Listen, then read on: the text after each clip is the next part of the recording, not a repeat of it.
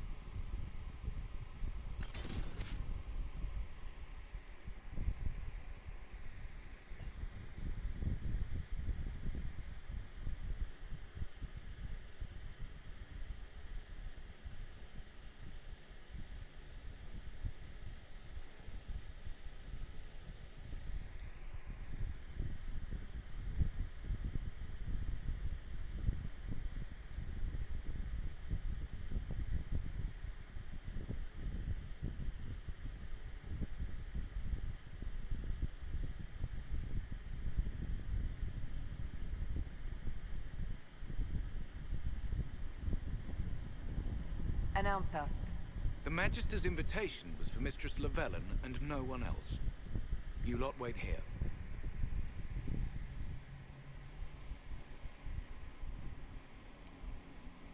Where I go, they go.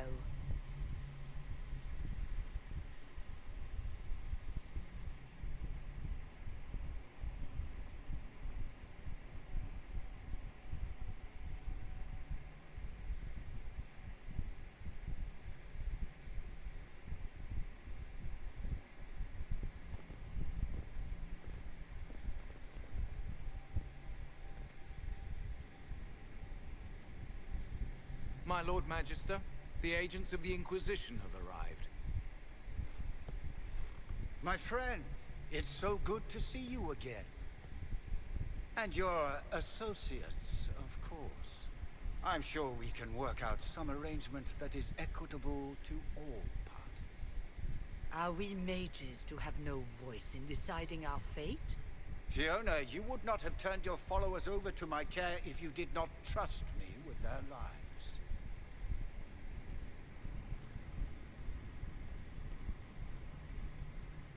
If the Grand Enchanter wants to be part of these talks, then I welcome her as a guest of the Inquisition. Thank you.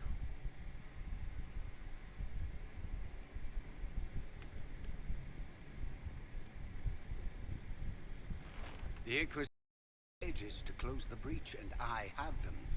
So, what shall you offer in exchange?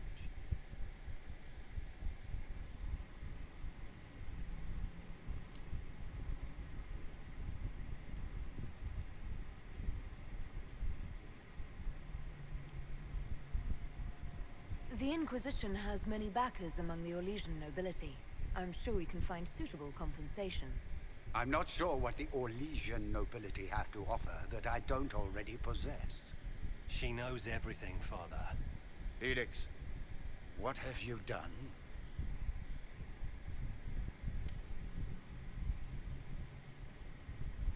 Your son is concerned that you're involved in something terrible. So speaks the thief. Do you think you can turn my son against me? You walk into my stronghold with your stolen mark, a gift you don't even understand, and think you're in control. You're nothing but a mistake.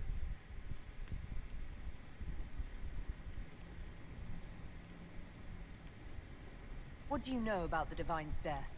It was the Elder One's moment, and you were unworthy even to stand in his presence. Father, listen to yourself. Do you know what you sound like? He sounds exactly like the sort of villainous cliché everyone expects us to be. Dorian, I gave you a chance to be a part of this. You turned me down. The Elder One has power you would not believe. He will raise the Imperium from its own ashes. Dorian. Oh yeah, that was one of the main antagonists for the second manga, Baki Search for the Strongest. I think that's the English subtitle. Actually, let me look that up real quick.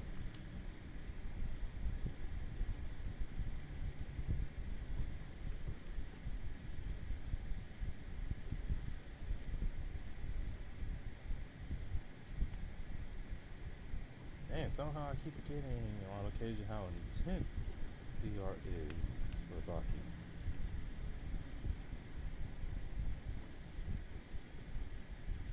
Yeah, it sucks how Baki the Grapper only ever got like one game called Fighting Fury. And it was released specifically in Japan, United Kingdom. I don't know why they couldn't release it to the United States. Series followed by 5 sequels and the same magazine. Baki.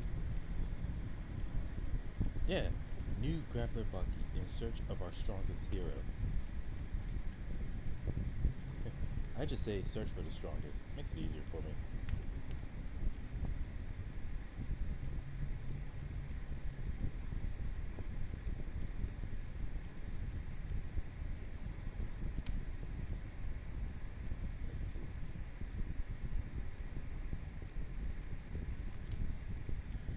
Let's see. What's anything I've been trying to find?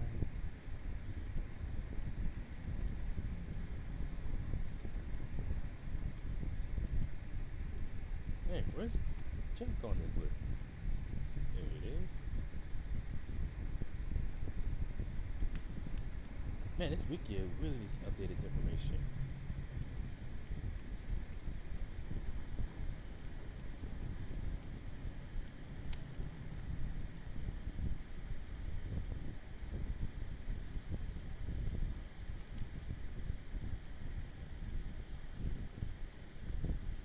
To the frozen seas. You can't involve my people in this. Alexius, this is exactly what you and I talked about never wanting to happen. Why would you support this? Stop it, Father. Give up the Venatori. Let the Southern Mages fight the breach, and let's go home. No, it's the only way, Felix. He can save you. Save me? There is a way. The Elder One promised, if I undo the mistake at the temple. I'm going to die. You need to accept that. Seize them, Venatori. The Elder One demands this woman's life.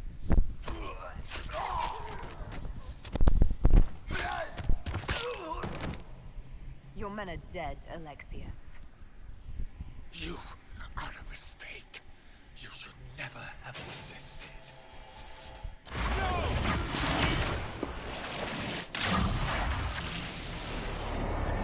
Yeah.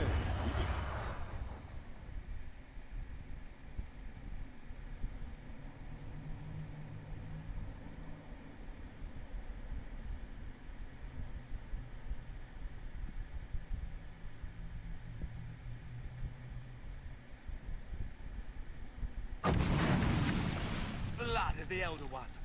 Where'd they come from?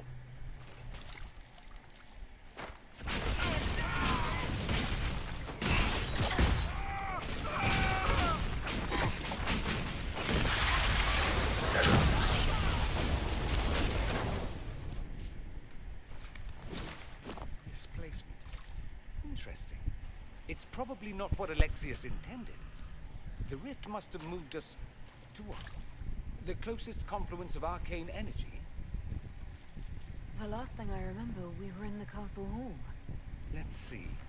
If we're still in the castle, it isn't. Oh, of course, it's not simply where, it's when. Alexius used the amulet as a focus. It moved us through time.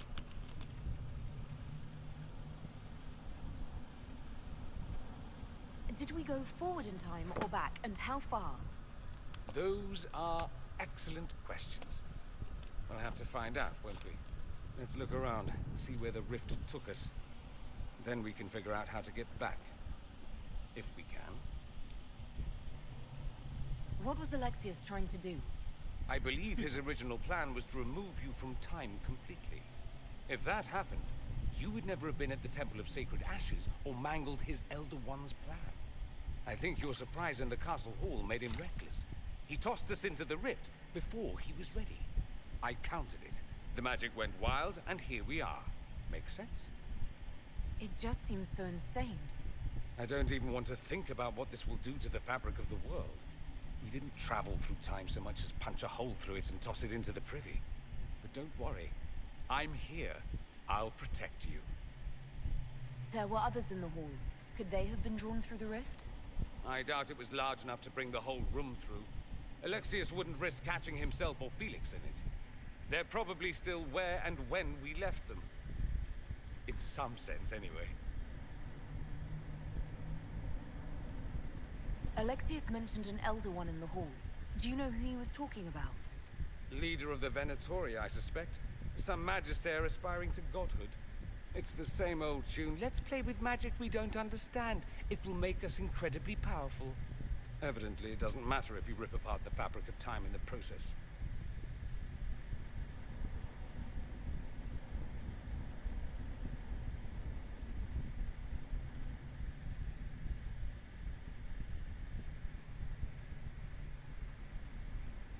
You have a plan to get us back, I hope.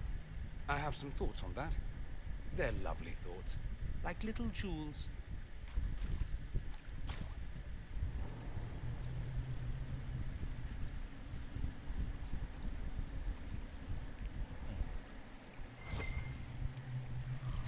Oh, excuse me. There's some red lyrium right here, so I hope I can't break the teeth and destroy it.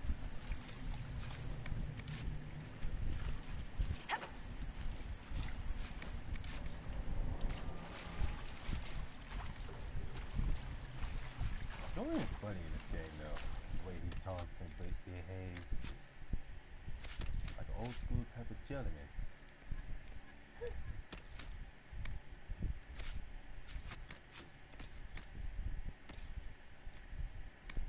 Like, I don't think it was intentional, but definitely almost everything he says, it almost seems like it was made specifically for comedic relief.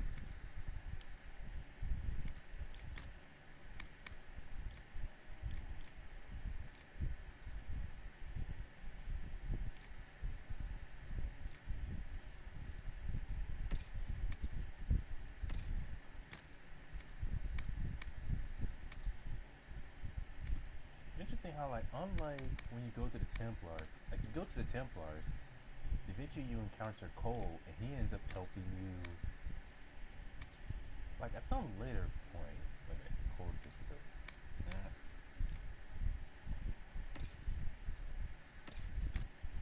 But anyways,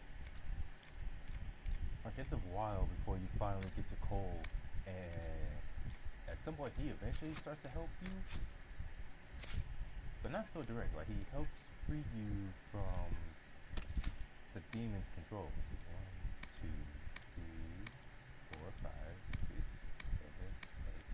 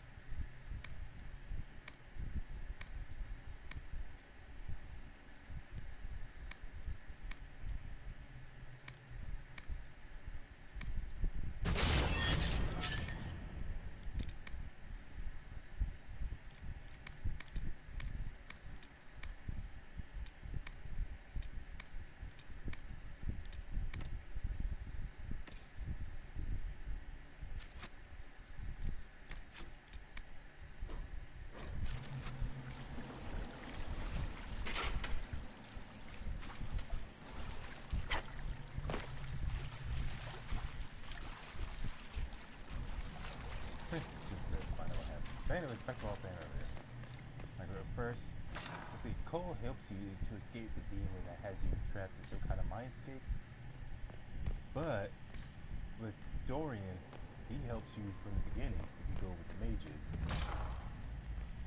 Of course, whichever mission you do, the main thing is that whichever person you go with, the other person you can't, or the other team, you go with the mages, then you get the mages in the Inquisition, but you don't get the Templars. The Templars end up working with Corinthians. And vice versa. So with the Templars, Corinthians teams up with mages.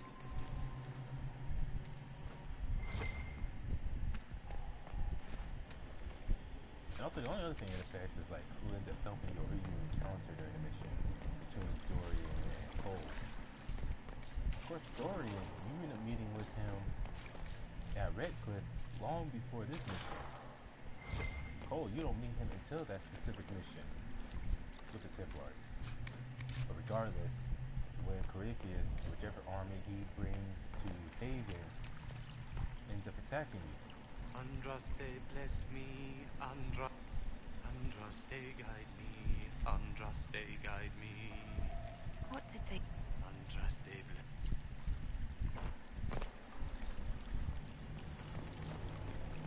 Be near all that red lyric.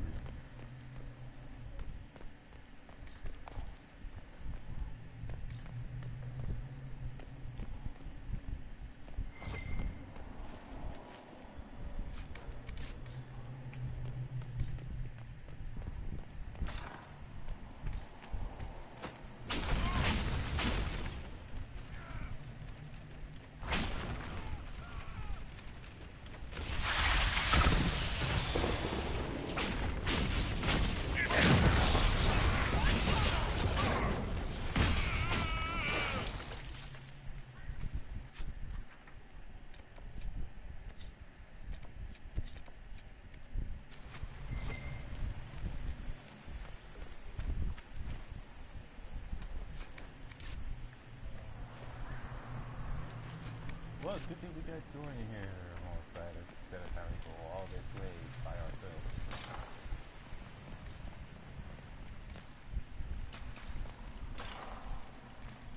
This comes to show that anytime things like time is involved, be it through science or magic, it always gets complicated.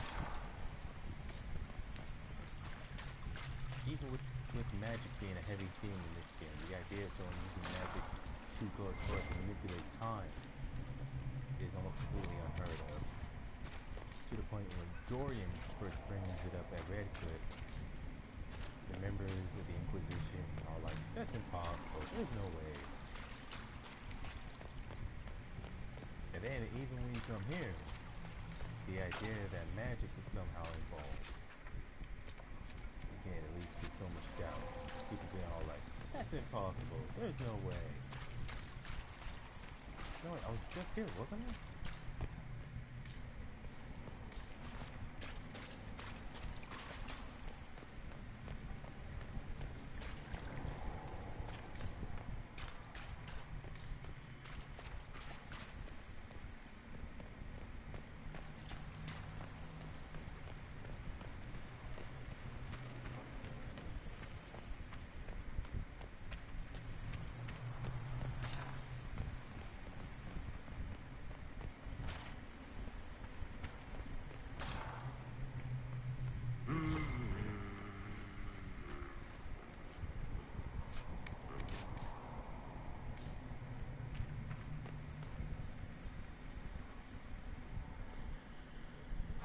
Hey, Sacred Knickers, you're alive.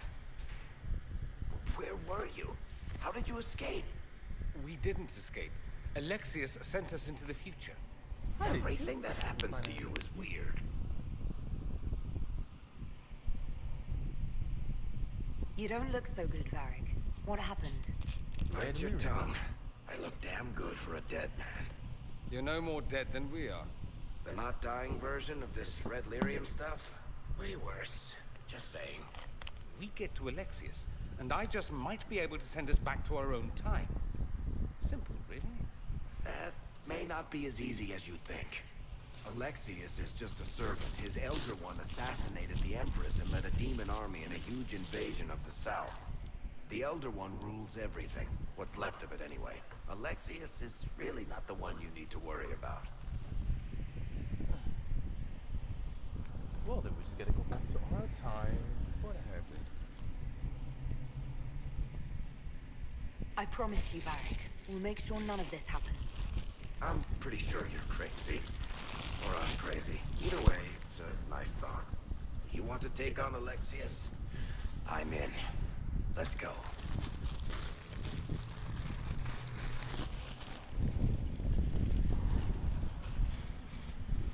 Now, all we gotta do is find the song where we get the whole group. At least us from the present to the future.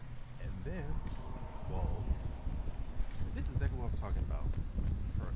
From their perspective, we came from the past to their point, which for them is the present.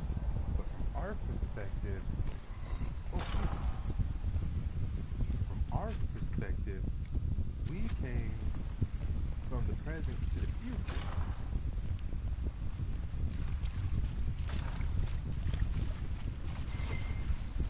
Yes, that just comes down to for American Cassandra, we're from the past to their present, but for us, we came to the future from our present. This is why time things, anything where time is involved in any way, as a subplot or a main plot, whatever, I almost guarantee you it's always going to be complicated.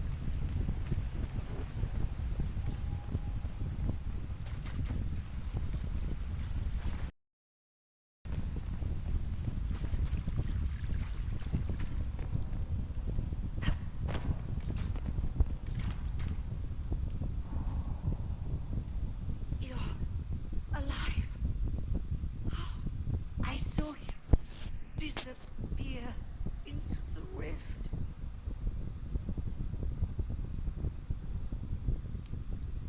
What is the date?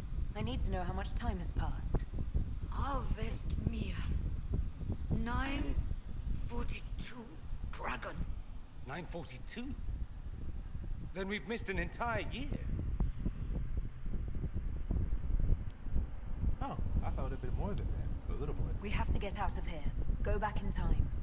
Please, stop this from happening. Alexius serves the Elder One, more powerful than the Maker. No one challenge. I promise I will do everything in my power to set things right. Our only hope is to find the amulet that Alexius used to send us here.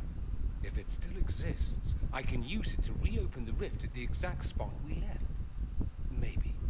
Good. I said, maybe.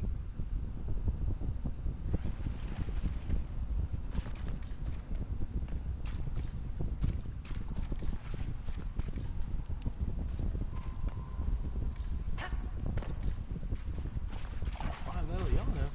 What about Cassandra? I would like to have my full squad with me. If red lyrium is an infection, Maker, why is it coming out of the walls? Are you sure you want to find out?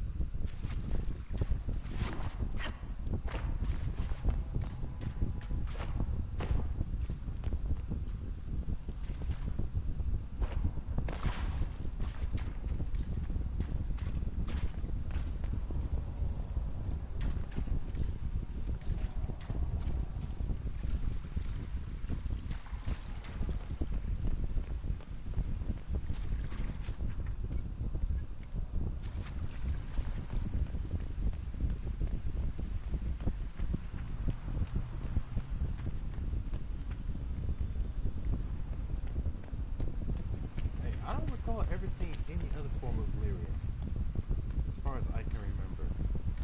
The only lyrium I've ever seen is only the red lyrium. I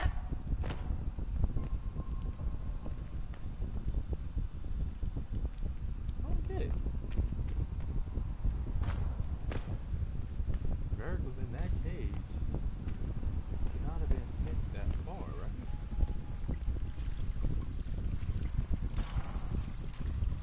The light shall lead her safely through the paths of this world and into the next. For she who trusts in the Maker, fire is her water. I don't think you can really drink water. I don't think you can drink fire like water. And watch. You've returned to us. Can it be? Has Andraste given us another chance? Maker, forgive me. I failed you. I failed everyone. The end must truly be upon us if the dead return to life.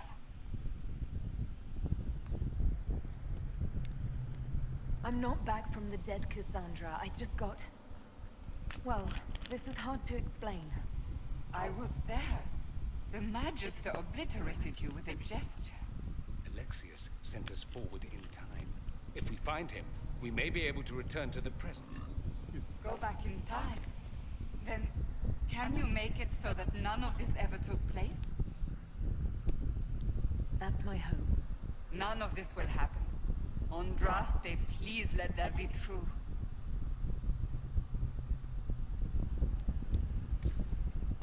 Alexius locked himself in the throne room. That is where we'll find him. Probably just to give you an idea of just how terrible lyrium is. Or red lyrium. What the heck would any of the other lyrium look like? That's what I want to see.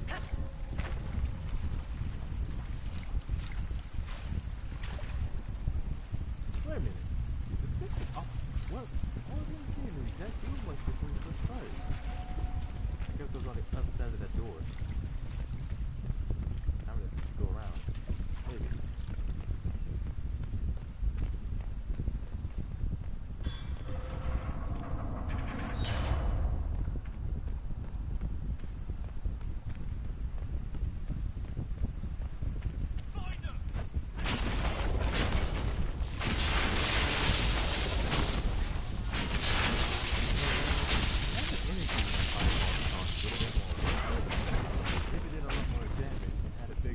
Andraste, have mercy on their souls. Well, the gang's all back together. What could go wrong now?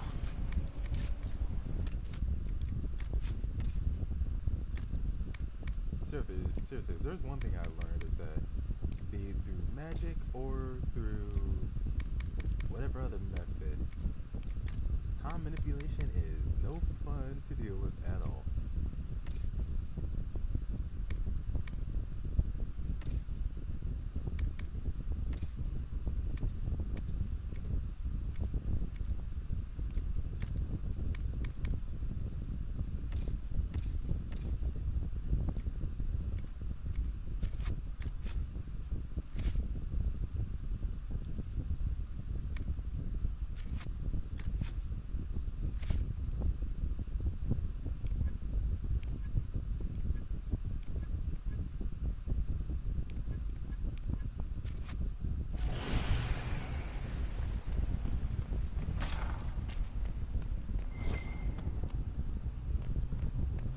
Take a look around. See if there's anything we can use.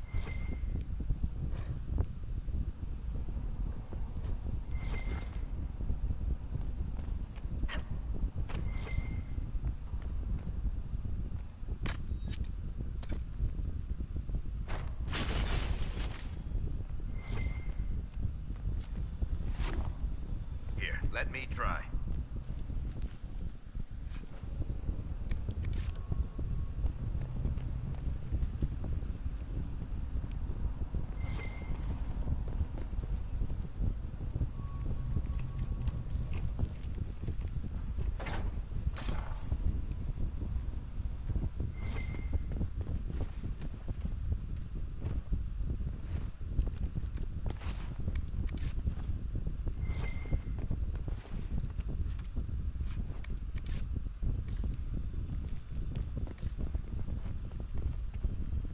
Larium growing out of the buns.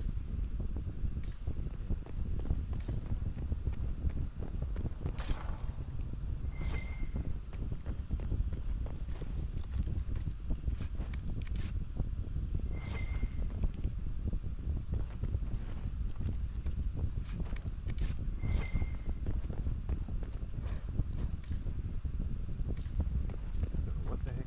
I'm gonna keep playing this after I finish streaming or not. Anyways, I remember just what was it? Was it earlier today? I think it was yesterday. I was rewatching a few episodes. It was just one episode of Boss. Specifically, what was it, episode 6, I think it is? Oops. Where Blitz reunites with what was his name? Oh yeah, Fizzarolli. And those two talk with it a bit. It leads to an argument, and then they end up encountering. There is no maker. The Elder One has taken all that is his and will soon rule from his city. That still doesn't make him a god. Oh! There is no god but the Elder One. The Maker is dead. Say it. Never. I'll die a good Andrastian before living a second as one of you.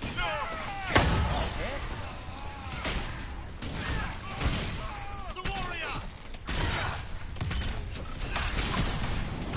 Anyway, I remember one guy was commenting on that episode about Striker and Striker meeting together.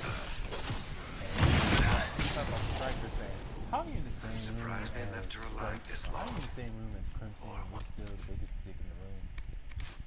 Or still the biggest jackass?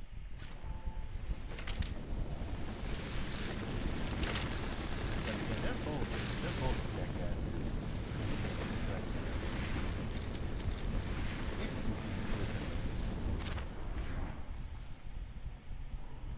Well, it's not Liliana. Still unfortunate.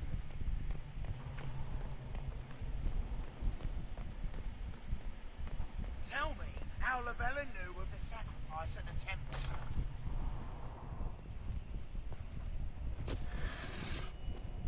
You will break.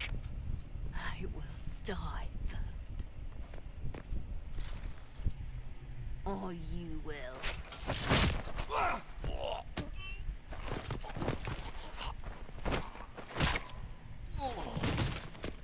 Break someone's neck with your legs. You're alive.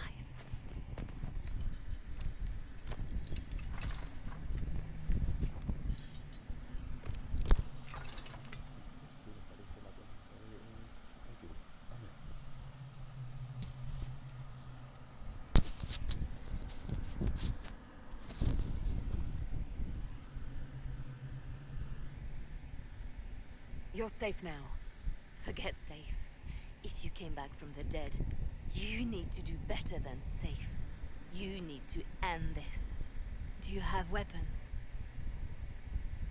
Good. The Magister's probably in his chambers. You aren't curious how we got here? No. Alexius sent us into the future. This, his victory, his Elder One, it was never meant to be.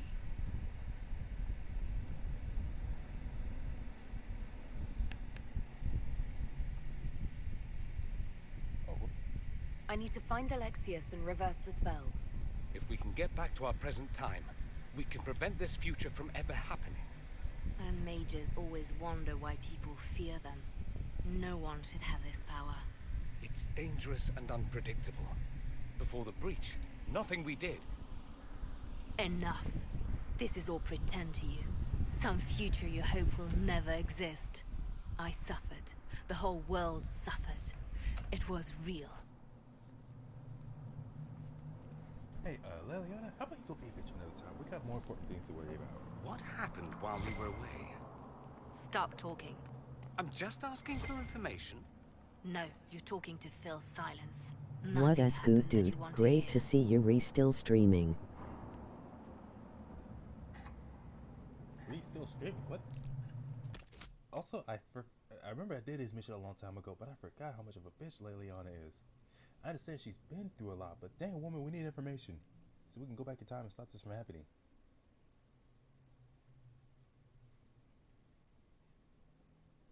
Ah, King Ray! I haven't heard from you in so long. Where the heck have you been? Oh, you're still streaming. So wait, why did the chat boy say re-streaming?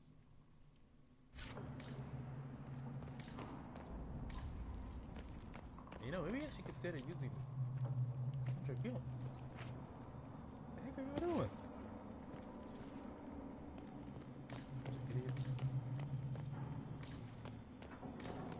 Anyways, I should consider using the chat, the voice chat for like any games I play that doesn't have a lot of talking. It's easy to hear the voice itself whenever they're talking. I remember one time when I was streaming, it was some Resident Evil game I was playing. I think it was Resident Evil 2 Remake, and the voice chat came on while I was in a dark room. Well, no, I don't remember if it was dark, but it was very quiet, and it scared me. Find Alexius. I'm sure he'll be in the nicer part of the castle. There is one.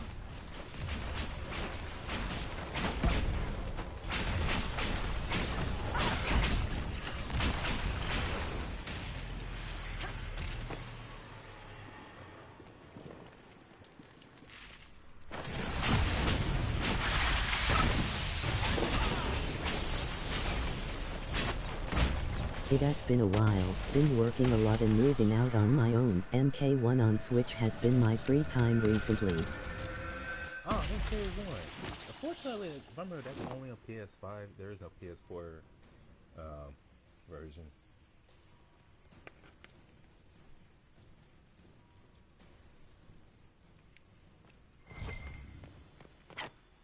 That's cool they got Omni-Man on there. I'm curious though how they're gonna do Homelander.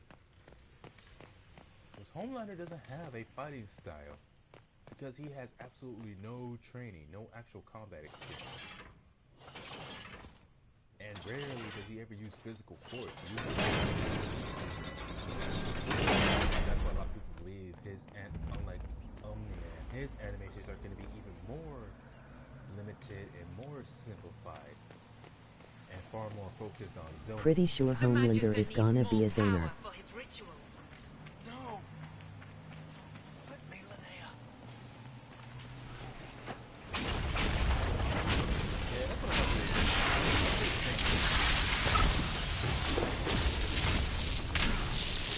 What is annoying though, is so many people kept expecting... Alexius can't have wanted this. Expecting or thinking that Omni-Man and Homelander were gonna play like Superman from Injustice. And it's like, even if something about their costumes, their powers, especially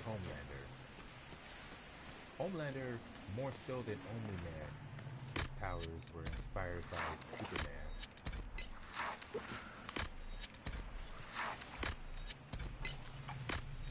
Hey, took no damage? Anyway, so it's like because of stuff like that, people thought that they were gonna play closely to how Superman did from Injustice. It's like they weren't, because Injustice itself plays so differently from MK games, or most MK games.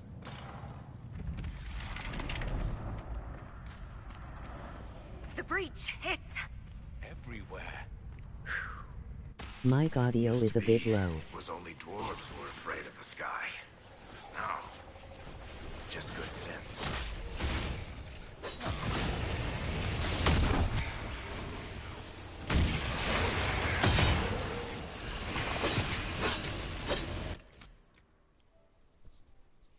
Am I just not projecting my voice?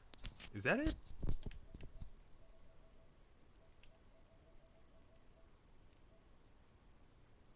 Oh, here we go. Mic audio. Hello? Is it working? This should be better. Yeah, this should be good. Excuse me. All right, there we go.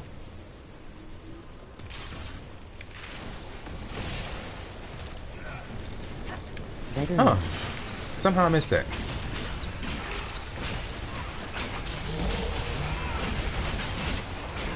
But yeah, people should know that even if people like Omni-Man and Homelander were inspired by Superman in some way,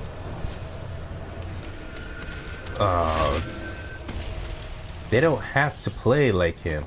Especially Homelander, who doesn't even really, he doesn't act in any way or behave in any way like Superman.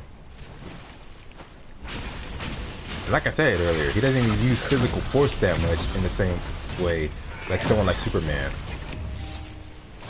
Because he's just so lazy.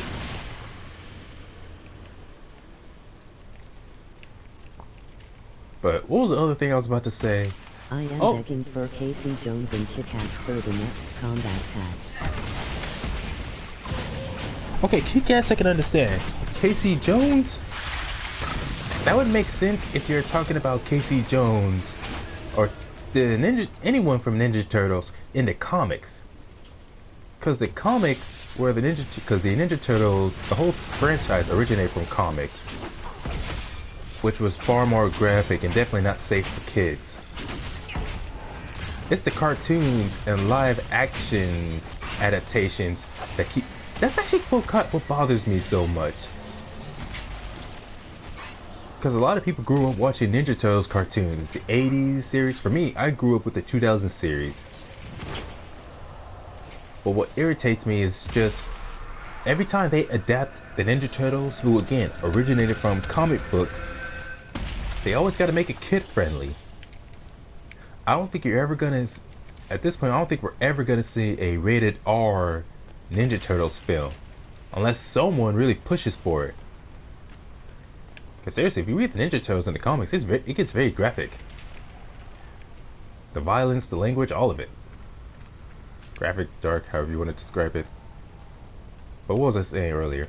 Oh yeah, how so many people were worried that Omni-Man, since he's first, was gonna play exactly like some Casey version Jones of Super. R-rated would be savage. People thought that Omni-Man and some think later on Homelander just play like Superman in some way from Injustice. It's like same powers does not mean same fighting style. Same or similar powers, because you got Supergirl in Injustice 2. Supergirl showed that you can have people who have the exact same set of powers but still fight differently.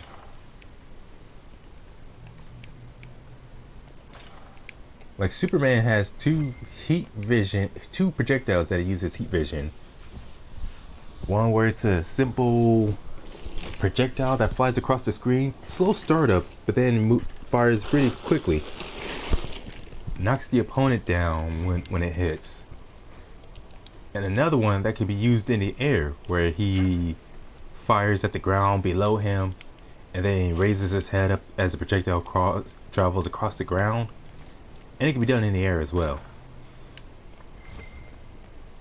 With his trait, his power trait, it just allows his, at least his normals. I can't remember if it's his super and his specials as well. But it's a very basic one. Just powers him up, allows him to do more damage. And breakthrough armor. Supergirl, her trait is specifically tied to her heat vision, which allows her to just use her heat vision various ways, on the ground and in the air. I know. And you're not going to tell me? You'll find it soon enough. Leliana, this is not the time for you to be a selfish jerk. That's why we need information, you dumb bitch. So that it doesn't happen again to anyone else. But anyways, where was I? Oh yeah, Supergirl. Her fighting style in Injustice allows for more mobility. And some of her... Peacemaker is gonna be boring. And what else? We'll see. So Supergirl, her style and overall movement is a bit more agile, and her combos can be a bit longer because the way some of her combos work can be more rely heavier on timing, proper timing. Because like people keep complaining, say, oh, these people who have these similar abilities or similar themes are just gonna play exactly the same. Like those idiots who kept saying or complaining about Sub-Zero being added into Justice 2 when we have who was it? Captain Cold. Or how it'd be irrelevant to have Raiden when we have Black Adam. I'm like, those two let's see, Sub-Zero and Captain Cold aren't even anything alike. Same thing with Raiden and Black Adam.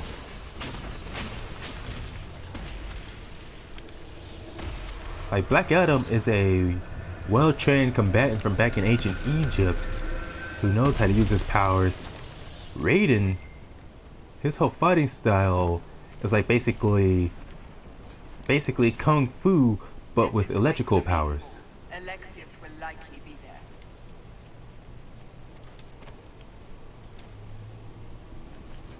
So again, you can have people with the exact same or very similar powers and themes, but still fight completely differently. Like how you can have two people use what kind of martial art? Like Jeet Kune Do. I think we all agree that Omni-Man will destroy Homelander. Dude, that is so obvious. All of Southern Thedas, starting here. But whether that's his doing or the breach, who can say? Leliana, you're really not helping us, bitch. But what was I? Oh yeah. A lot of people calculated Homelander's strength, specifically in the comics. Since, well, for both series, for the Boys live action series and Invincible cartoon, both series are adapted from the comics, and the comics for Invincible and the Boys ended years ago actually. And Homelander's maximum strength or power level was calculated at around City Block, like literally just City Block. So between large building plus to just City Block, and that's it. Which, for someone whose powers and costume and some other aspects are in some way inspired. I started watching The Boys and I thought Homelander was stronger, but the further I got, the more I saw that Homelander was just lazy. Well, it's not even just lazy. He's nowhere near as strong as he thinks. Or as other people think.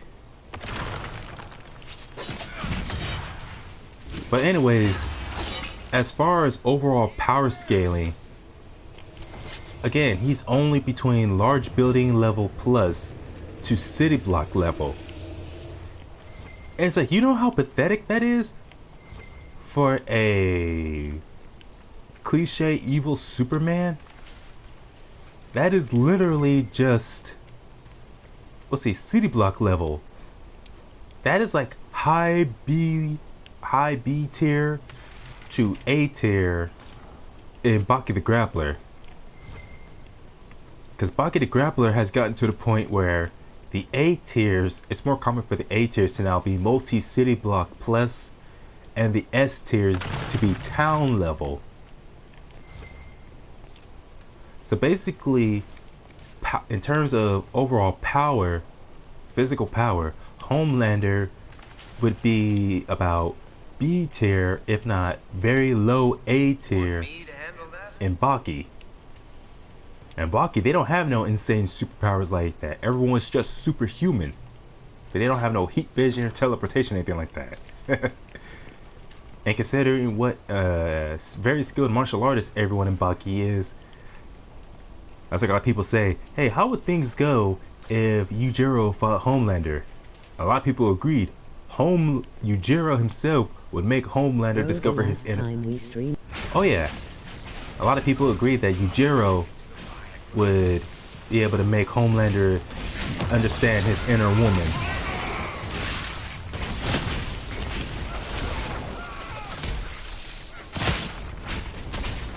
Because then you have Black Noir. In the comics, Black Noir did suffer damage, but nowhere near as bad as Homelander, who got completely eviscerated. Like, there was absolutely nothing left of him by the time, or there was very little left of him. Just like part of his arm and a bit of his torso connected to that arm by the time Black Noir, who in the comics was a clone of Homelander, made to be stronger. He was stronger and even... Dude, great to see you still streaming. Skipping some comments. I am begging for Casey Jones and Kick-Ass for the next combat pack. Casey Jones R-rated would be savage. I think Peacemaker is gonna be boring. I think I've always started watching The Boys and I thought Homelander was stronger, but the further I got, the more I saw that Homelander was just lazy. Bro, the last time we streamed together was 6 years ago on MKX. That was weird? Damn, the comments are broken. Emoji face with tears of joy. Yeah, that's putting it lightly.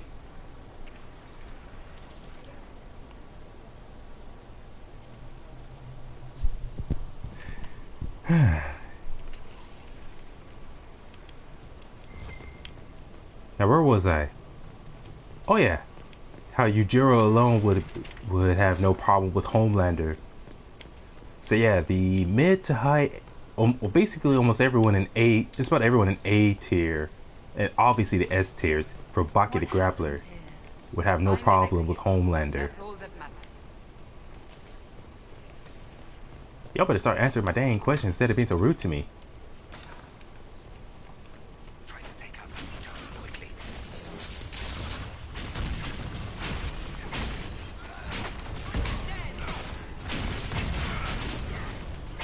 But yeah, well, that's Homelander. Power scaling, compared to other Superman types throughout comic books, he's very low on the list. Only large building plus to city block level. Whereas Omni-Man is multi-continent. Like, you got some fools who don't understand power scaling, who keep trying to say or enforce that he's actually moon level to large planet level when he's not. Like, some people will say, oh, he destroyed a whole planet though. And it's like, he assisted in destroying that planet. First of all, the planet was destabilized prior. Then, upon being destabilized, it took him, his son Mark, and I think it was Conquest? It may have been Conquest, I could be wrong. All flying through the planet at near equal speeds to be able to finally destroy that planet. So no, that wasn't just something that he just did all of a sudden.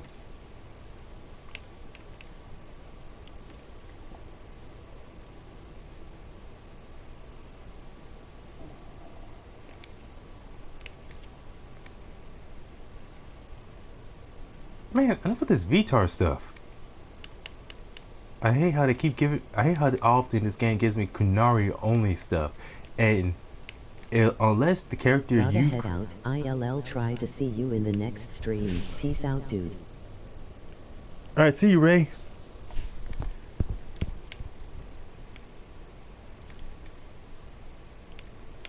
Enough with the cold and give me an actual electric. This was too weak.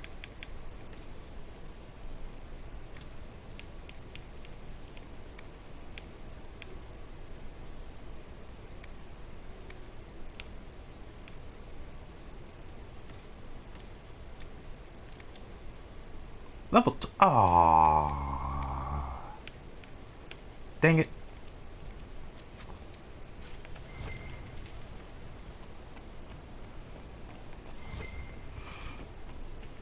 But anyways, so Omni-Man on his own scales to multi-continent.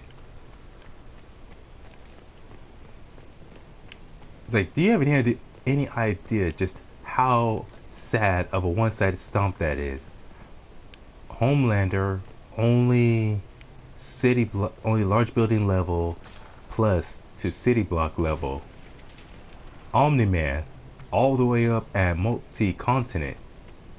And sure, multi-continent is nowhere near where Superman is, because Superman himself, for so many years, Superman has displayed strengths where large planet level is nothing impressive for him. He's done things all the way in the universal to multiversal range. So that's why people say that a heavily suppressed Superman, if he were to fight both Omni-Man and Homelander simultaneously, like Homelander is just going down just so easily with hardly any effort. Then you got Omni-Man, where because of Omni-Man's training, being a well-trained warrior, he would be able to hold his own against a heavily suppressed Superman who'd hold his back for a little while. But yeah, he would go down pretty quickly too, actually. Because that's the thing, that's the thing a lot of people keep forgetting about Superman or just never seem to understand. He himself is in fact a well-trained warrior. He just didn't grow up training in combat. He started learning it after he made his debut as Superman, and once he realized. Where did Alexius find this? How did he even move?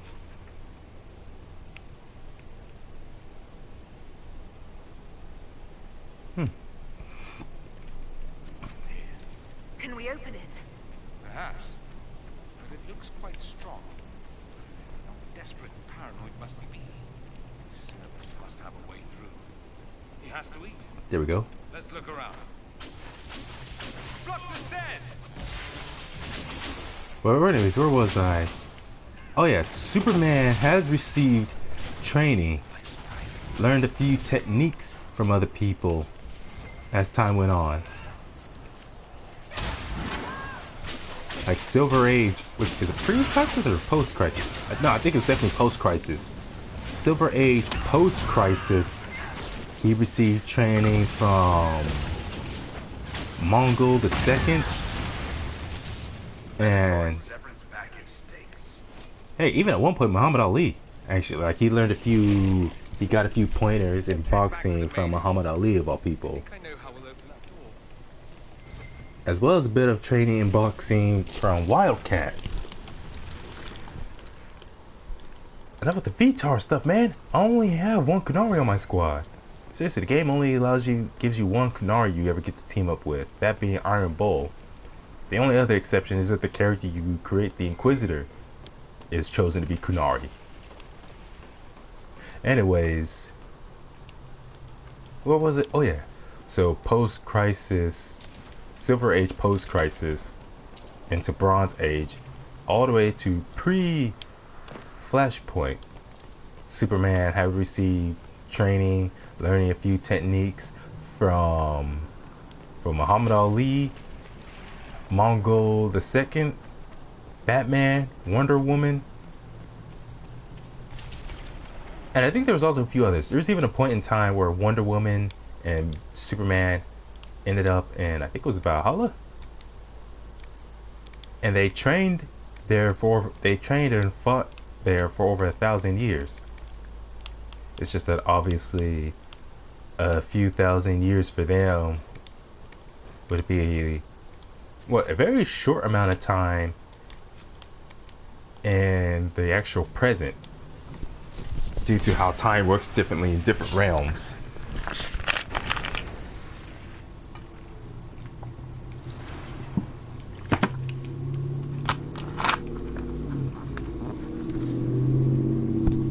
But yeah, a lot of people think that just because he didn't grow up learning martial arts or learning hand-to-hand combat, it means all of a sudden Superman has no skill, can't fight for shit, when in reality that is the exact opposite. Look at what you've done, Alexius. All this suffering. And for what? For my country, for my son. But it means nothing. I knew you would appear again. Not that it would be now, but I knew I hadn't destroyed you. My fight made it. Was it worth it? Everything you did to the world, to yourself. It doesn't matter now. All we can do is wait for the end.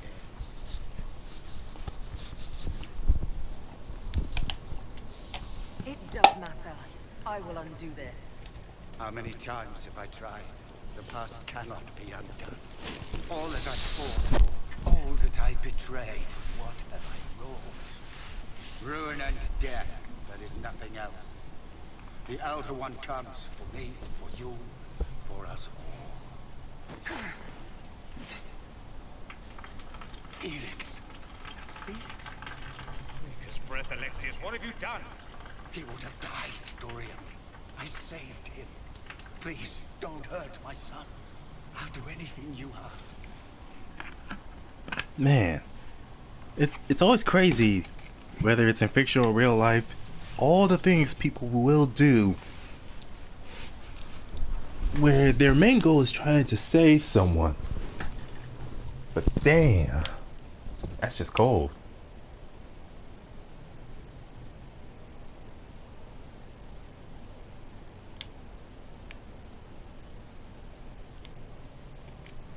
Leliana, let Felix go. He's innocent. No one is innocent.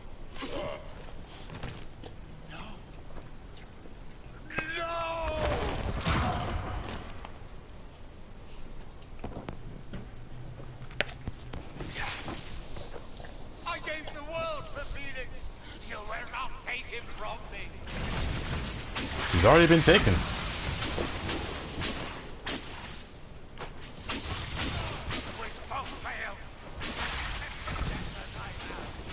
To be fair, that wasn't me that killed him. It was Leliana. It's her fault. If you're gonna kill someone, kill her. And let the rest of us go.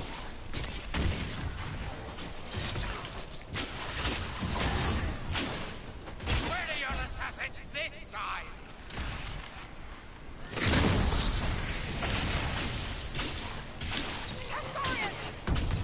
The fact that he managed to summon a rift in the middle of battle is weird.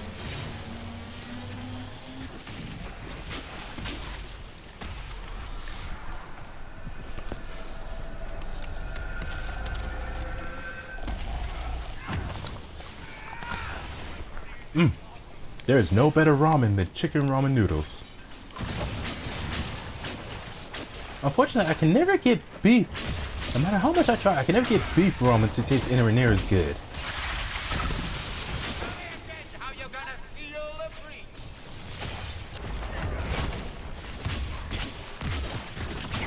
Interesting. If you go with the mages, you actually end up fighting Alexis, the leader of the mages. But you don't fight the leader of the Templars. You just fight a demon. Well, that's just because the demon... What was it? An envy demon? Yeah, you just fight an envy demon. Excuse me. Who took on the image of the Templar leader. Which means that the Templar leader himself is actually dead. Wait, is that tree bark attached to the staff? Looks like it.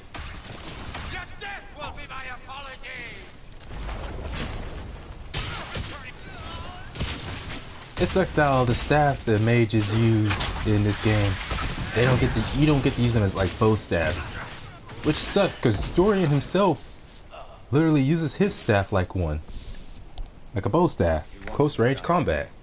All those lies he told himself, the justifications, lost Felix long ago. Didn't even notice. Oh, Alexius. This Alexius was too far gone, but the Alexius in our time might still be reasoned with. I suppose that's true. This is the same amulet he used before. I think it's the same one we made in Minrathous.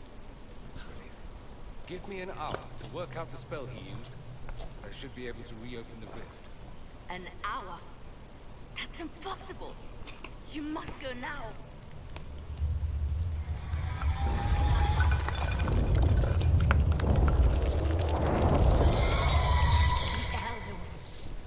You have to hurry. This is bad. How convenient.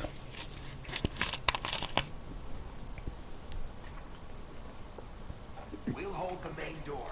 Once they break through, it's all you, Nightingale.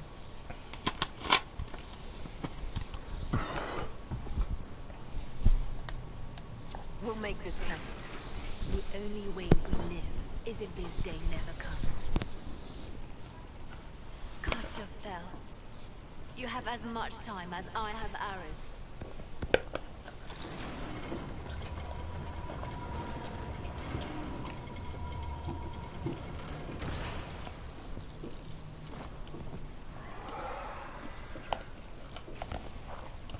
Though darkness closes, I am shielded by flame.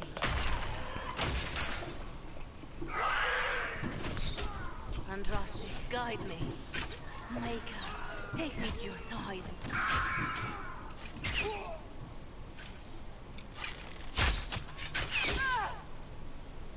You move, and we all die!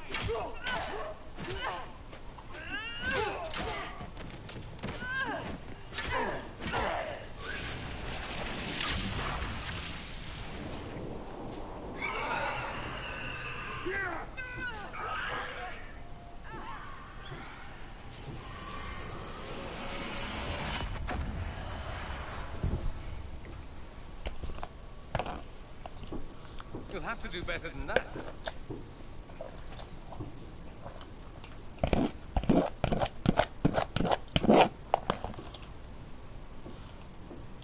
Put aside all claim to Redcliffe and we let you live.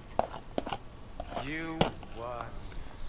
There is no point extending this shameful dealing. It's going to be all right, Father. You'll die. Everyone dies.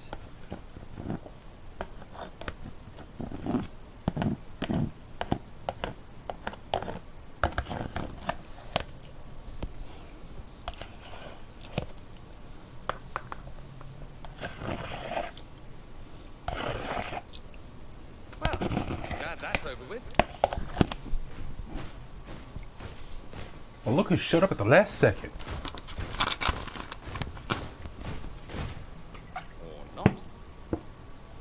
Grand Enchanter, we'd like to discuss your abuse of our hospitality.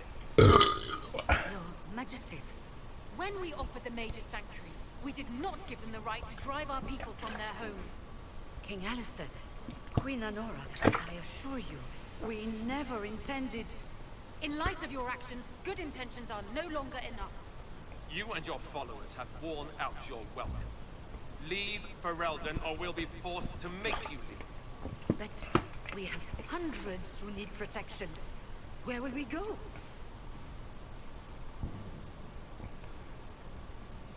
The Inquisition might be willing to take in the mages. And what are the terms of this arrangement? Hopefully better than what Alexius gave you. The Inquisition is better than that, yes?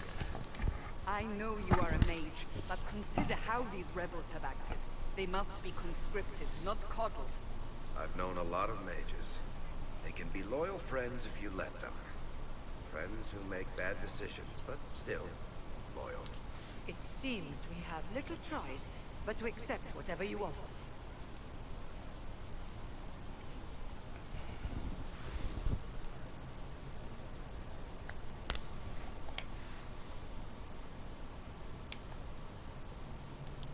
We would be honored to have you fight as allies at the Inquisition's side. We'll discuss this later. I'll pray that the rest of the Inquisition honors your promise then. The breach threatens all of Thedas. We cannot afford to be divided now. We can't fight it without you. Any chance of success requires your full support. It's a generous offer. Excuse me. I doubt you're going to get a better one from us. Only Varric and Blackwall approve.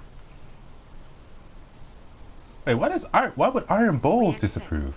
It would be madness not to. I will gather my people and ready them for the journey to Haven. The breach will be closed. You will not regret giving us this chance.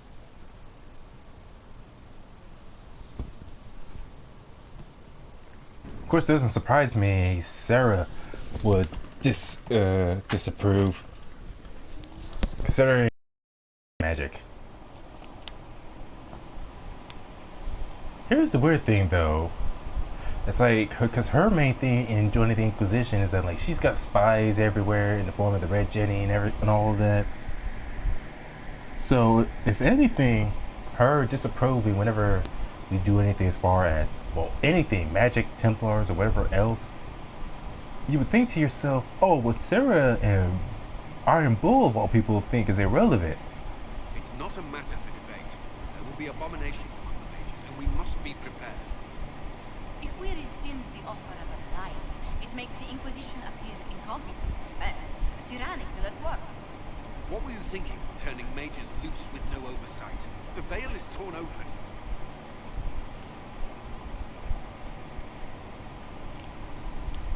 Give them their freedom for now.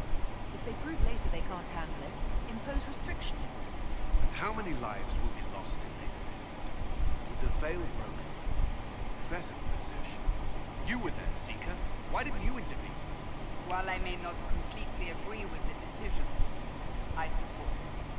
The sole point of the Herald's mission was to gain the mage's aid, and that was accomplished. The voice of pragmatism speaks. Here I was, just starting to enjoy the circular arguments. Closing the breach is all that matters.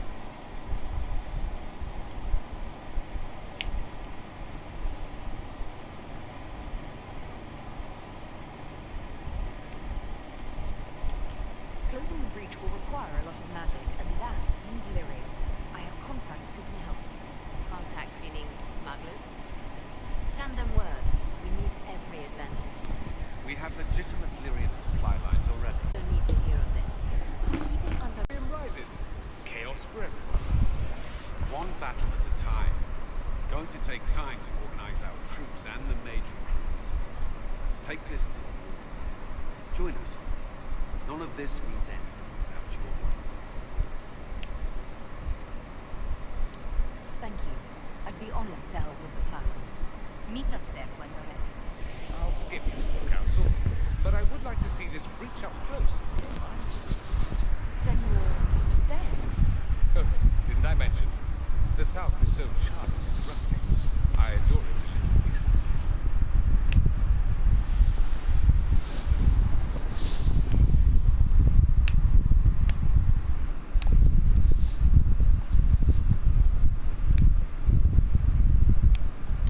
There's no one I'd rather be stranded in time with, future or present.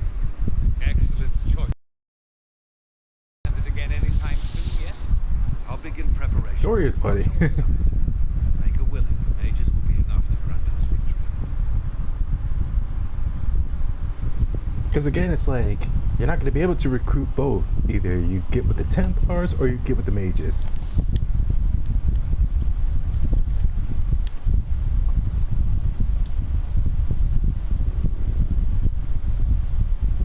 If Fiona and her malcontents are joining us as allies, we need to be prepared. Abominations are inevitable.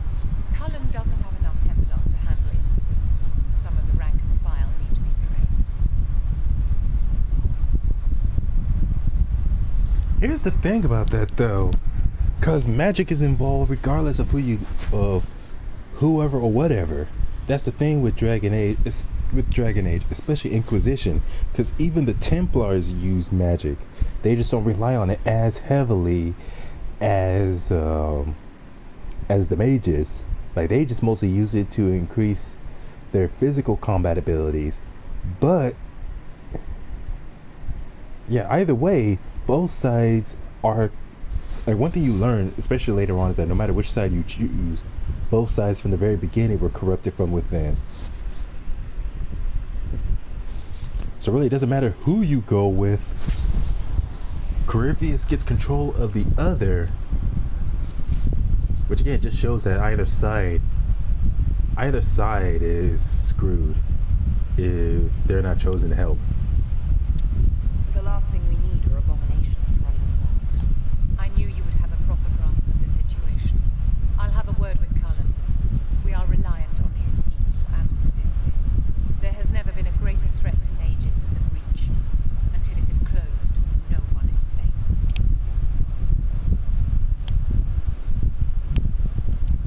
You have a low opinion of your fellow mages. It's not so much an opinion as grasping the obvious. Magic is dangerous, just as fire is dangerous. Anyone who forgets this truth gets burned.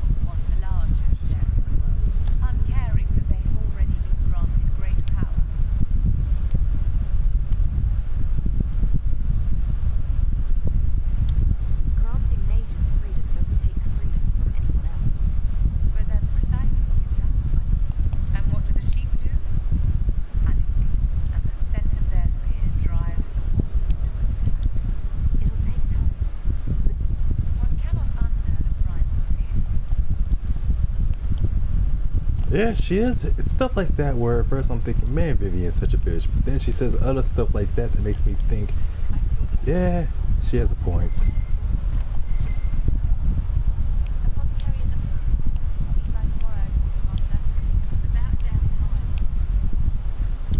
The Mage Rebellion joins the Inquisition. I've got to admit that's a twist I didn't see coming. One thing you saw in the future worries me. I mean, it was all bad. But Red Lyrium and Ferelden, infecting people and growing out of them, that's bad. Finding more of it really punches a hole in my Red Lyrium at the temple was a coincidence theory. This Elder One managed to take the worst thing I can think of. We can't leave a single piece of that lyrium out in the wild. I'm with you on that. I've got people trying to find out where the red stuff came from. You just won a big victory for the Inquisition. What are you going to do to celebrate? I was planning to put my feet up, maybe grab a nap. You? Whatever I do, it'll be as far from Cassandra as I can get. Things should be calm around here for at least the next hour, Dick.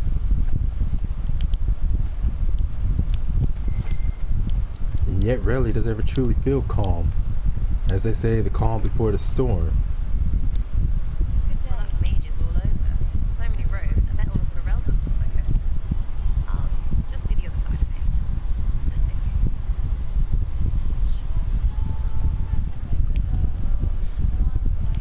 first. You expected something else? We needed this. We needed it. No, pretty sure that question was never passed my way. I mean, yeah, freedom. Great for them. Over there, away from me.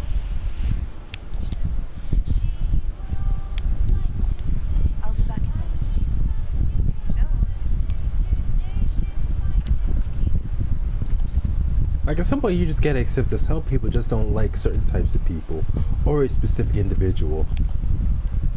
The hell is this?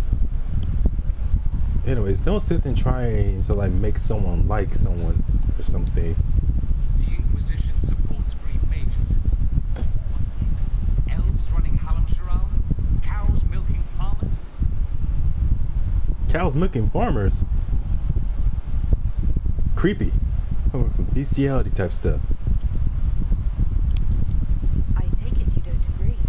On the contrary, I approve. Passing. I do wonder if you've considered what the supported push will do. For mages in general, I mean.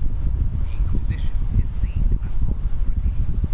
You've given some mages license to, well, be like mages back home.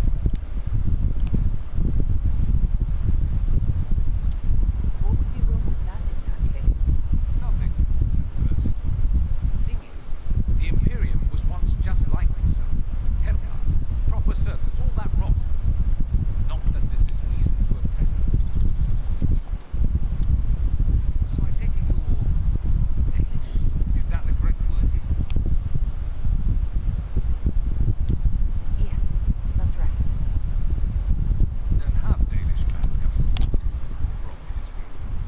So I've never met one of your people before. Now I've done it. I hope this won't be an issue between us. I am here to help you deal with the Venatori after all. And I appreciate your help, Dorian. Excellent. Mutual appreciation is a grand way to begin. And beyond my being so charming and well-dressed, which is obvious to anyone. You certainly think highly of yourself. It's true. I could be more modest, but I've been hiding. What's that talking about? Ah, yes, me. I am the scion of House Palmas. That's Tevinter in a nutshell today. I decline your plan. Not everyone feels that way. If I truly believed my homeland was beyond all hope, I wouldn't risk so much. A cautionary tale that you should be careful. I'm sure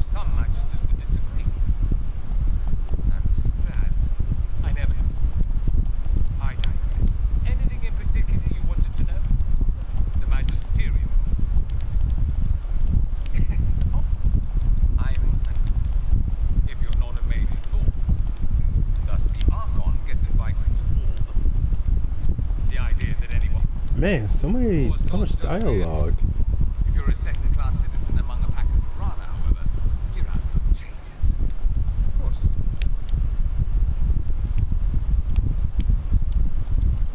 Fair enough.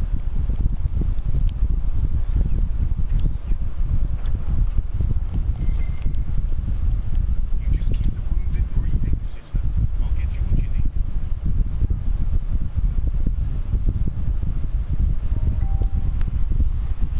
Interesting. You go with the mages, everyone is even more up in arms about them than whatever choice you make for the Templars.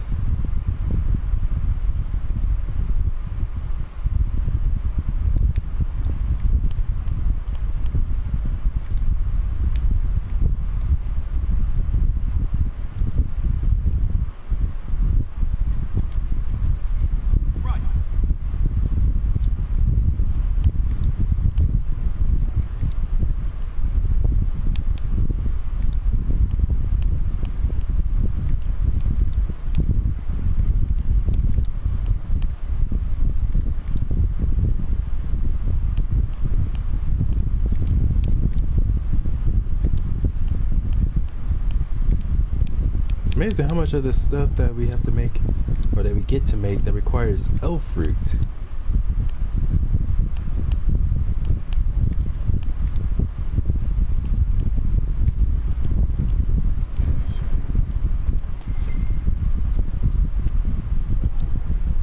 So we have gained the mages.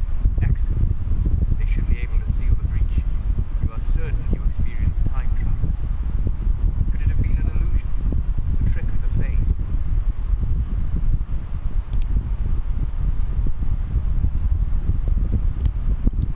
I know what I saw. It was real. What an amazing game. Why would he disapprove? It is vital the Inquisition succeed to avoid the future you witness. Most people have trouble wrapping their heads around the idea. I'm not most people. I appreciate you talking with me about it, and not being most people. If you wish me to speak collegial fashion, I may be at a loss. Magical surprises I can handle. Speaking of which, you should ready yourself. Yes, Elder. You have now interfered with his plans twice. Once at the Temple of Sacred Ashes, and now again at Red. A being who aspires to godhood is unlikely to ignore such an offer. Greetings.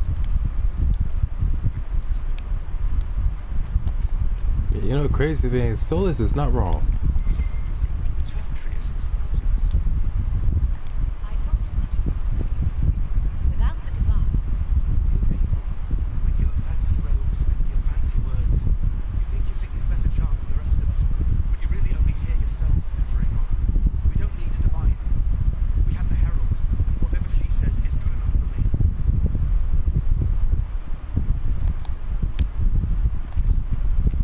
Well, thanks.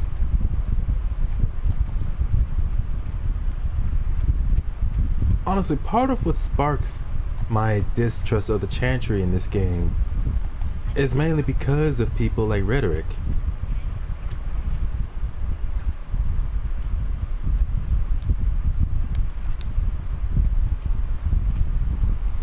I'm gonna take a. I'm gonna be right back. I was about to say take a break, but I'll be right back.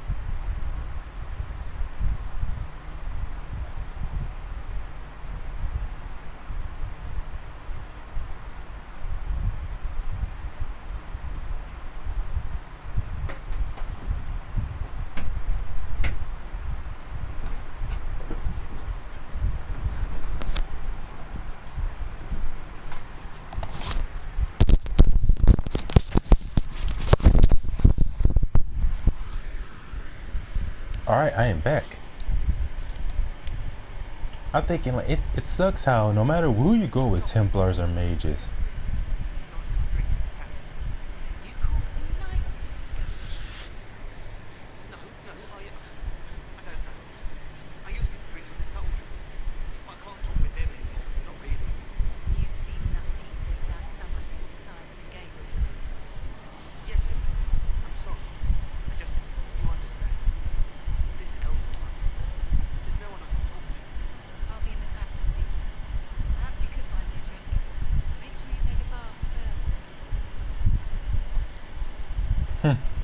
Interesting. But anyways, it seems like people are paranoid enough as it is, but it seems like people get even more paranoid if you go with the mages than the Templars. And yeah, there's that huge hole in the sky, but unfortunately you can't keep using that as a reason for like why everyone needs to come together. Like an example I could think of would be like Night of the Living Dead, both the original 1990 remake, where especially there's everyone in that house. There's zombies surrounded. The main threat are the zombies. And it's a matter of how do we survive? Do we just take everything we can and make it past the zombies? Do we just run past them since they're so slow and clumsy? Or do we stay in the house? And if we stay in the house, do we fortify all the doors and windows? Or do we just go up to the attic or the cellar and stay there? Nice work at Redcliffe. I could help the mages learn to work with Inquisition soldiers if you like. Not that the chief has any apostates in the ring. We're expensive, but you'll never doubt we're worth it. I don't know anything in particular.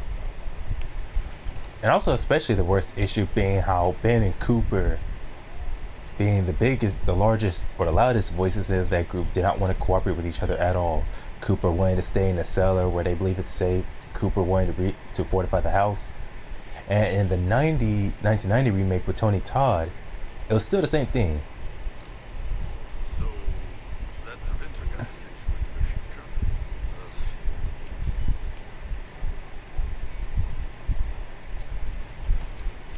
Well, anyways, Cooper wanted to stay in the cellar. Ben wanted to fortify the walls, not the walls, the doors and windows. But in the 90 remake, Barbara herself, she notices how slow, clumsy, and uncoordinated the zombies are. And she says it herself how they could make it past them. They could just get their stuff and just go. But Ben says they can't because they got that kid with them who's not feeling well. They didn't realize she was actually infected. But he wanted to get the truck. He wanted to get the truck working so they can get out of there. Well, Barbara herself, eventually she does end up just going out and making a run for it. And she fortunately manages to run into a group of hillbillies who are forming a mob, who are going through the countryside, killing just about all the zombies they come across to burn them later.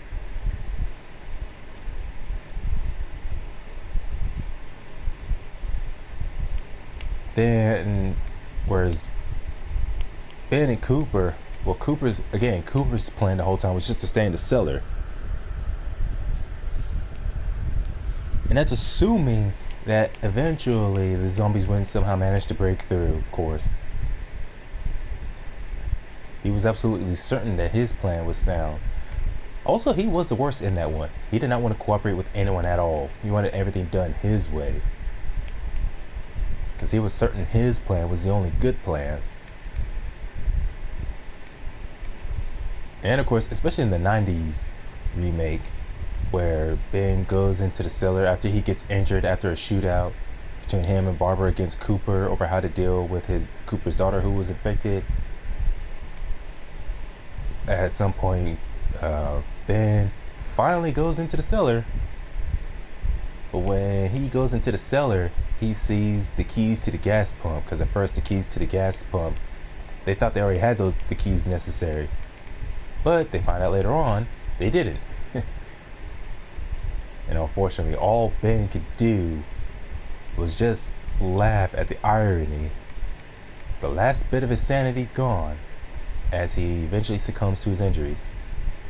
Pretty sad. The reason why I brought all that up because I was really getting into that. But anyways, I was mainly thinking of how that's a lot alike with what goes on in this game. There's that huge hole in the sky, the breach, where everything is flowing through and causing all kinds of trouble. But no one wants to cooperate. Everyone's so busy threatening each other, wanting to kill one another because they can't stand each other. No one wants to deal with the main issue, that is the breach, which is exactly why it takes the formation of a new Inquisition. All right.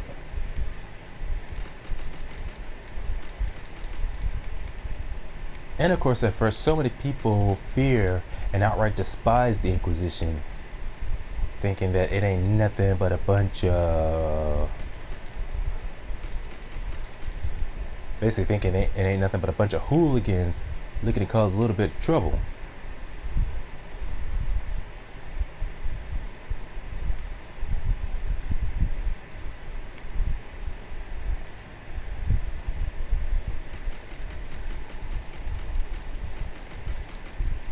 It's like one way or another, it's annoying when you have things like that to deal with, where you see the problem that is going on.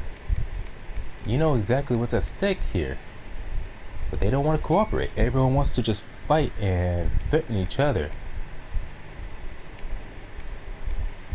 Whereas you know what the real threat is, where the real problem is. But everyone else is more focused on what they think is the threat.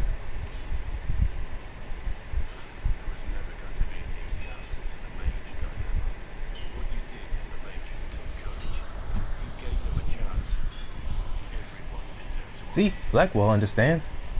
It was never going to be an easy decision.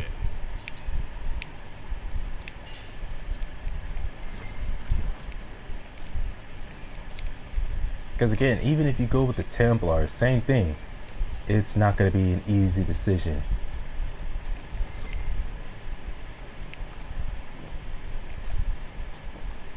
Everyone's going to criticize you, gun on your case one way or another.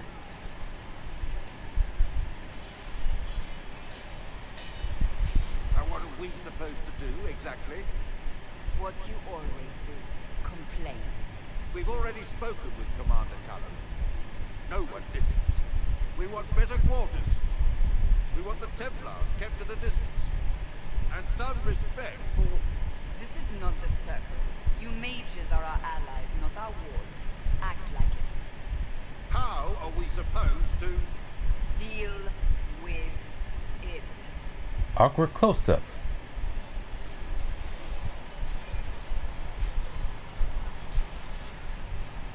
It never ends, evidently. Annoying how that works, isn't it? The guy hasn't heard to come over here saying, we need this and that, we demand this and that, we want the Templars and other people here to do this and that for us. It's like, man, what do you think this is? What do you think we are? Your servants? You're our allies, which means you work with us. We don't work for you. Like, we just need you long enough. We need you just long enough to close the breach, and that's it. After that, you're free to do whatever. You don't need to tell me that. I just don't know who told them I'm the one to yell at. Is it that bad? The mages are here as equals. They need to get used to what that means. It is your doing, after all. You created this alliance. You would have done differently, I suppose. Oh. I do sound like I'm blaming you, don't I? Yes, you do. In fact, you did. And here we are.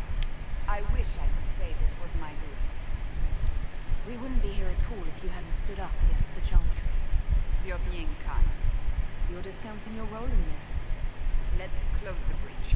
Then we can say how successful I was.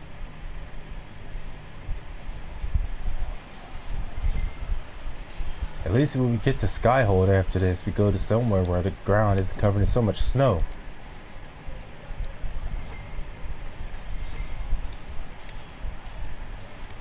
Definitely Skyhold is much better since you move from a place like Haven here, which comparatively doesn't have much. Then you move to Skyhold, which is literally a giant castle. Truly so much more to actually work with. Yes.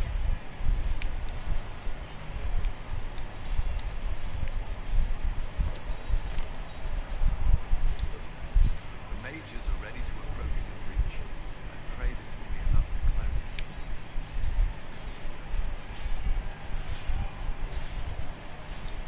You weren't happy with how I brought in the mages. Do you have a problem with me as well? I have no intention of endangering your alliance, but I must ensure the safety of those here. That concern extends to the mages. They are putting themselves at risk for the Inquisition, as are you. Any precautions taken are meant to aid you, nothing more. I hope you will accept them as such.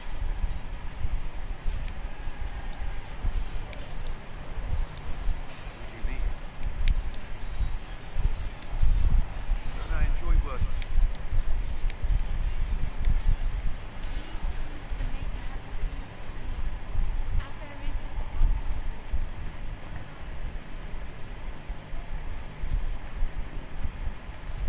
But it's unfortunate when you have an issue like this. Some people believe a certain group of people should be held locked up in chains or kept as prisoners forever because they can't be trusted or they have too much power, whatever that power is.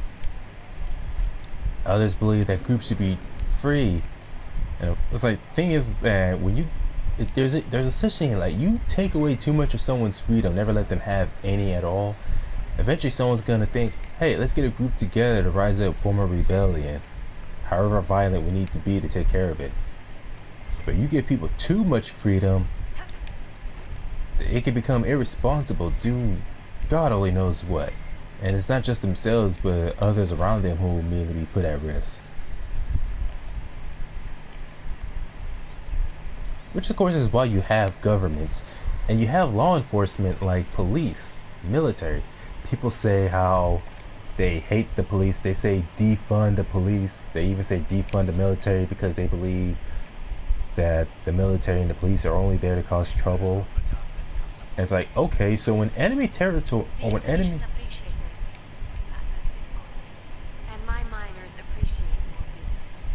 You'll have your lyrium by the end of the week. I should tell you, Ambassador, the Chantry raised some fuss when they learned about our arrangement. The Inquisition must certainly seem an audacious idea to the Grand Clerics. We hope to convince them it is a necessary one as well. Man, it irritates me. Everyone's all like, oh, the Chantry doesn't approve of this, they don't approve of that. We will study that. I asked Adon not to rush us. Demon essence is dangerous. Sorry. No, it's fine. Just tell him we'll have it for him as soon as we can. Hello? Can I help you with something?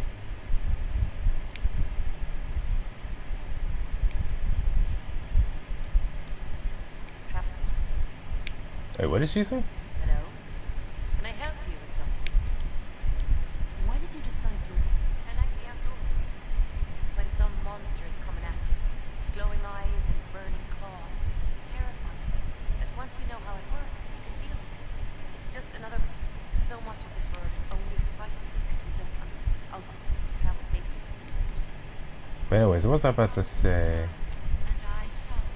Oh yeah, it just irritates me how that everyone's so concerned about everything the Chantry thinks or has to say. And here's the thing, Chantry's like a group of people who don't even do anything. They'll be the kind to stand around and bark orders at you saying, you go here, you go there, you do this and do that. Okay, well, what about the breach? What about this enemy invading the land? What do we do? Just sit around and wait for you to say it's okay for us to fight? Please. Also, what was I gonna say? Oh yeah, rather you go with the Templars or the Mages. What was I saying? Oh yeah, you give a group not enough freedom, they will rebel, they will want to rise up and do God knows what. I understand you were instrumental in garnering this. It is well done.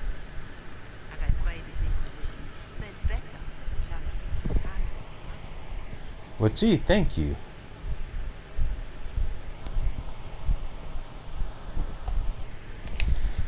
We will try. In some ways, Andraste had the simpler task. Magic should serve me, and not rule over him. Once you have sealed the breach, we shall see whether this Inquisition is truer to the Chantry, or its own namesake. Oh no, believe me, we're true to our own namesake. Screw you guys. What was I saying? Oh yeah. So I already said about not giving people enough freedom or taking it all away. But giving too much freedom, they can become irresponsible and out of control. That is why you need some kind of balance. Give people freedom, but let them know that there are still certain laws, certain things they cannot do. At least within whatever government, whatever society they live in. Like how here in the United States, it's meant to be sort of a balance. Give people freedoms, let them, like, hey, you can do this, do that, go here, go there, eat this, eat that. Dang it! In other words, there's these things you can do, but there's a limit. You can consume alcohol, but you have to be the legal drinking age, which for the most part, for most places, it's I think everywhere in the United States is 21. Or some say you can get married, but you have to be this age or that age to legally get married. Or how you have to be this age to drive, let alone this age to get a driver's license or a permit. You need to be a certain age to be able to move out away from your parents and live on your own once you're old enough. And again, like how you can drink alcohol, but you have to be like 21 to be able to drink, and you can't go getting drunk out in public. No public intoxication. Because if you commit any crimes, well then not only are you getting arrested for that crime, but also for public intoxication, which is going to make it worse. So you get all kinds of things like that. Good day. Who is she, Ambassador? Emergent. I thought we should reach out to the dwarves to secure Lyrium from the Inquisition's mages. According to Corbin, it raised the ire of the Chantry. How? Access to Lyrium makes us rather more formidable than anticipated. We're becoming a challenge. Sadly, the remaining Grand Clerics appear to be consolidating the Chantry's power instead of common forces.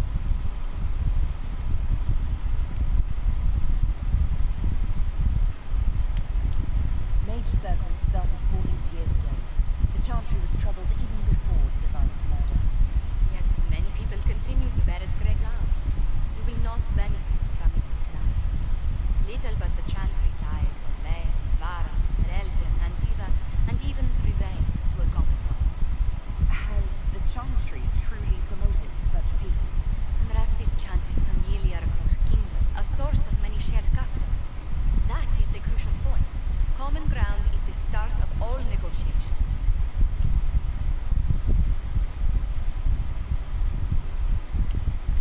I suppose a shared faith can be useful when talking with strangers. Precisely. And these similar interests are merely where we begin. We must learn to think beyond our own walls to secure peace in Thedas.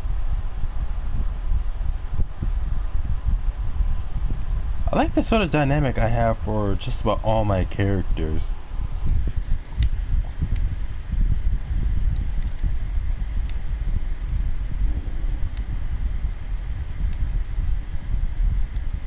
I'd tell the Chantry that Andraste herself shielded me from harm.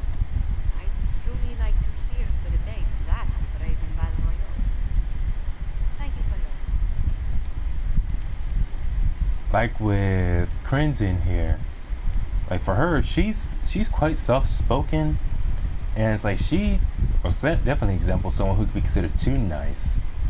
She believes everyone should have a right to have a chance at freedom and a chance to do the right thing.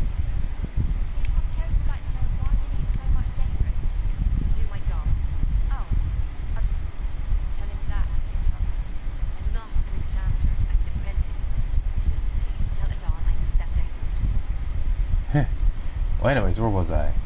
Oh yeah, she's quite soft-spoken and believes everyone deserves a chance at freedom, a chance to be able to do the right thing, and only enforce certain rules or laws if they break that. Definitely someone who prefers peace over conflict any day of the week. Greetings. We are a young as well as preventive. I intend to see them. Of course, she's not above having to step in and handle things when it gets out of control, but would definitely prefer if she could avoid any and all issues before it even gets to that point. I'm gonna do this real quick and then see about switching over to Correa. Now Correa, unlike Crimson, my Canary, is definitely much more aggressive in her approach. Definitely the type to get in your face and tell you that if you cause any problems at all, she has no problem kicking your ass.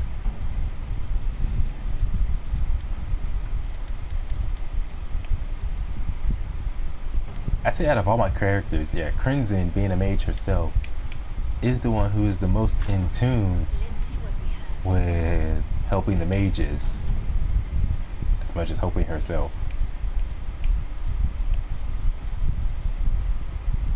Correa's approach, The best of the mages are ready, like because of the way she grew up and her overall lifestyle, Correa doesn't care for magic at all. Like, she believes the world would be just fine with absolutely no magic in the world at all.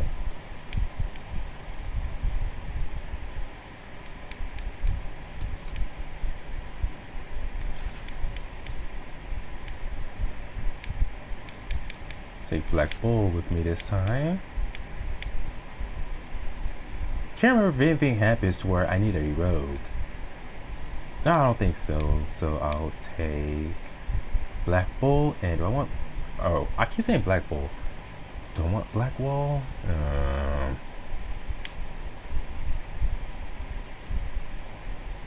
Or do I want the OG team? Solus, Varric, and Cassandra. Yeah, I'll do that.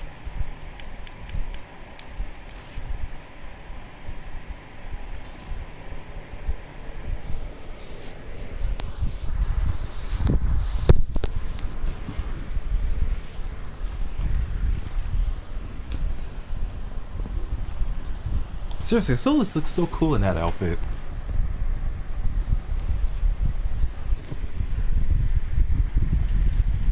Mages! Focus past the herald. Let her will draw from you.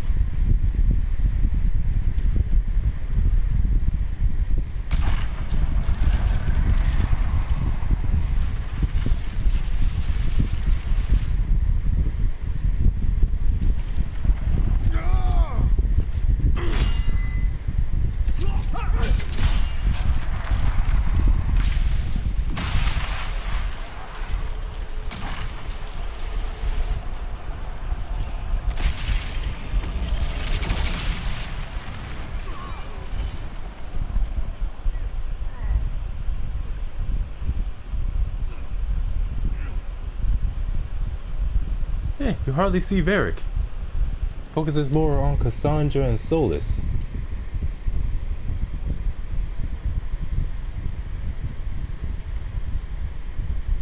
You did it.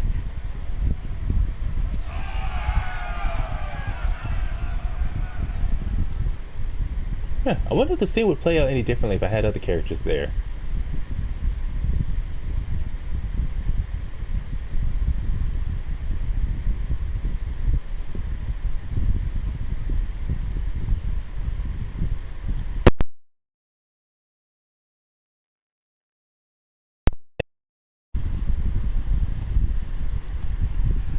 What was I saying? Oh yeah, Correa is more of, she doesn't care what you are, mage, spy, warriors, anything. For Correa, she just cares about if you can help contribute to the team, to the Inquisition.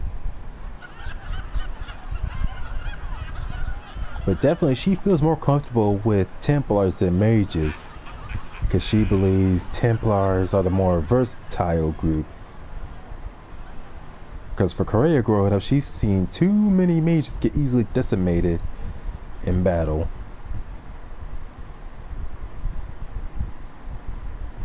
Solus confirms the heavens are scarred by Khan.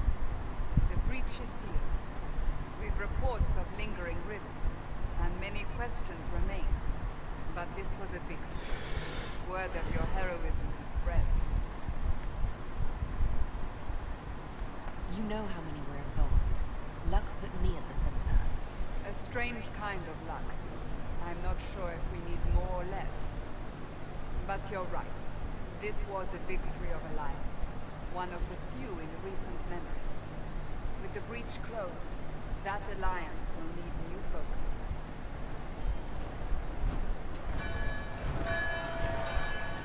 Forces approaching! To arms!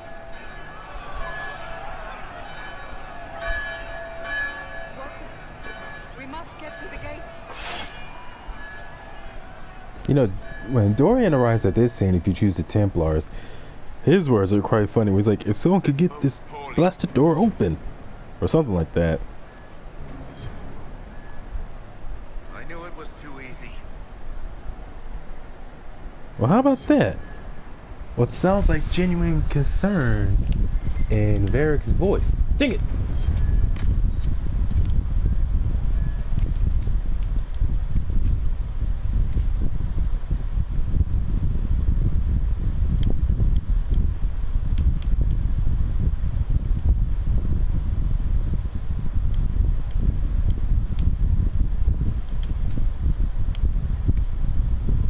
Wall of fire creates a larger wall, and its flames burn longer on enemies that pass through. Now begins at your location and moves away from you.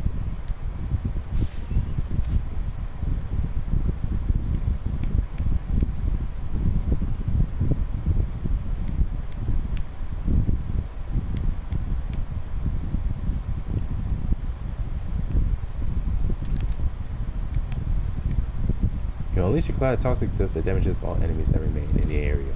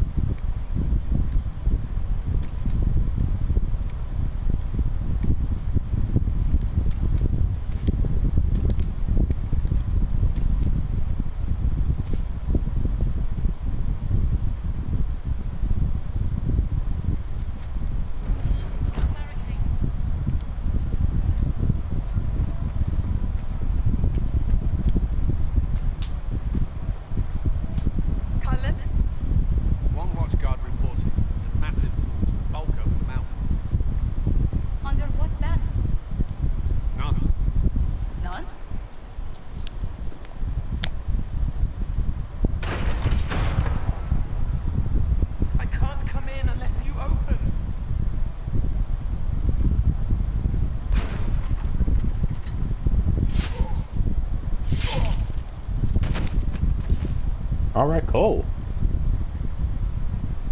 I'm Cole. I came to warn you, to help. People are coming to hurt you. You probably already know. What is this? What's going on? The Templars come to kill you. Templars? Is this the Order's response to our talks with the mages, attacking blindly? The Red Templars went to the Elder One. You know him, he knows you. You took his mages.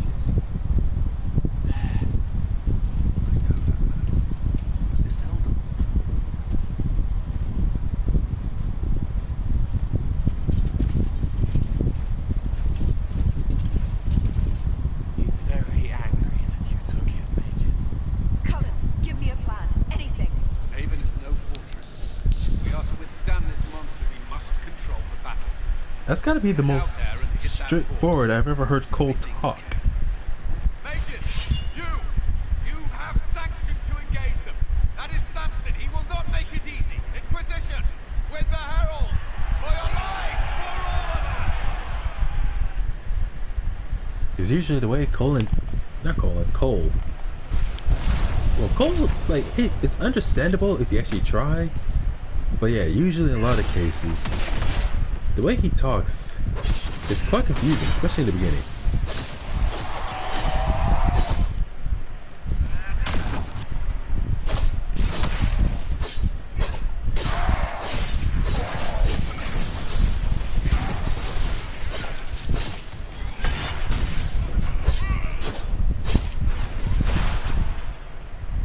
You know, one thing I like about how Solas, when you choose him as a romantic partner, if your character is an elf, is how it's like once you learn later on about who Solas really is, what his plan is, it ends up turning into a tragic love story.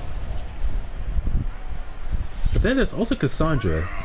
If you have her as a romantic partner, but then later on she's chosen to become the new divine, it says in the epilogue that because of her position, she can't marry anyone.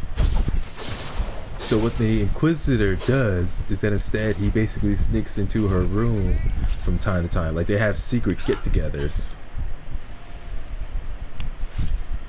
They just unfortunately can't be together publicly.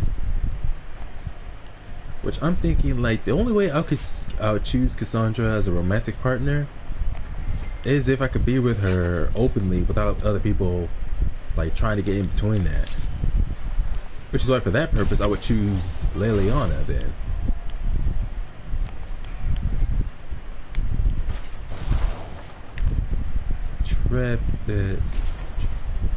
Trebuchet.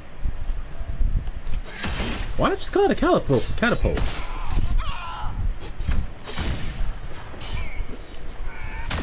Because seriously, design is so much, or the way it functions is a lot like, it's a lot like a catapult.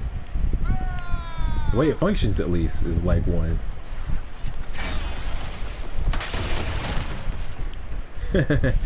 Mow them down like it's football.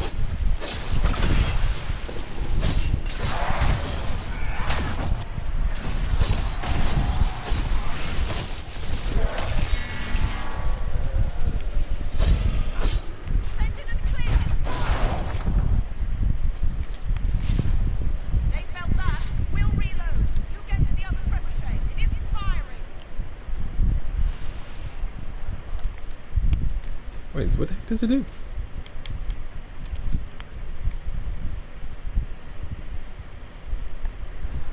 You taunt all nearby enemies with a shouted challenge, gaining extra guard for each enemy affected. Your powerful shout carries across the battlefield, taunting a targeted enemy, improving your guard.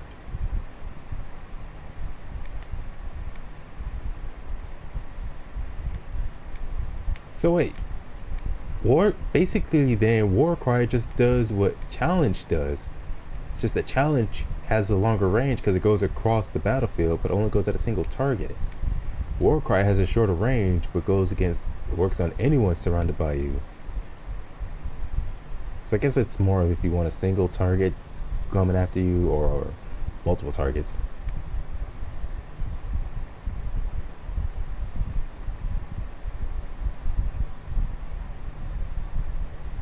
Damage bonus increased by 10% per enemy hit. As in, every time I hit an enemy, my bonus damage is increased by 10%, or is it I get that damage increased by 10% for any time an enemy hits me? Either way, so it's like if I'm surrounded by enemies when I activate this, then the more enemies around me, so it's damage reduction, but also bonus damage that I get, and I can stack it, apparently, up to 5 enemies. You accept blows meant for allies taking a portion of the damage. So in other words, the damage anyone else takes is transferred to you while it's active. Now this all makes more sense if you have a warrior you're trying to make into a tank. Ooh, maybe I could try it for Korea.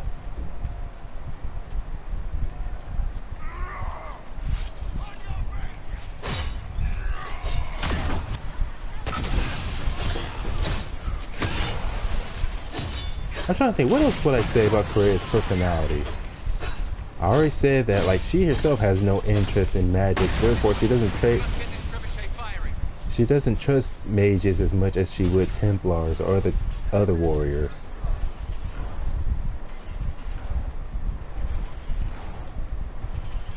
More incoming. Keep them off the trebuchet. Who else would she also be more willing to trust?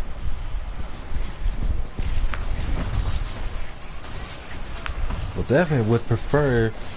Also, she's very wary of spirits. Like, it's because Cole, despite himself being a spirit taking physical form, like, her main thing is, hey, at least he's not a demon. We can't face it here. We have to do something.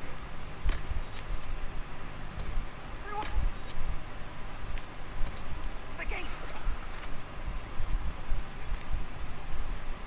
Sucks how if you go with male or female, you only get 2 voice types.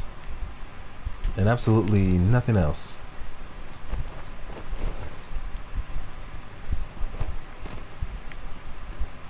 Almost every other game I played, where the main character is whoever you create, gives you multiple voices to choose from.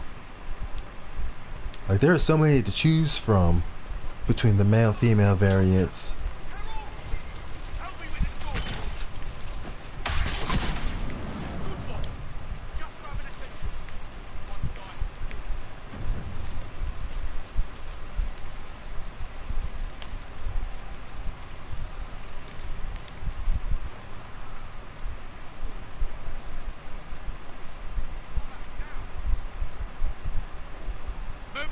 Move it!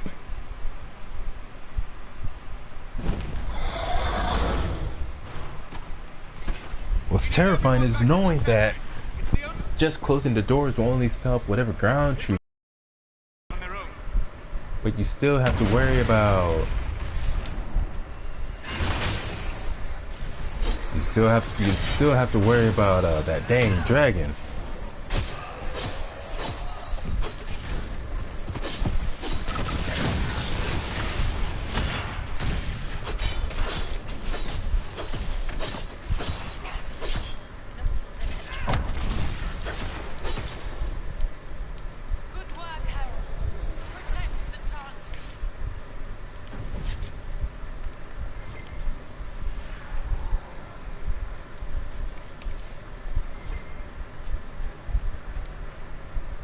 Ah, screw the loot.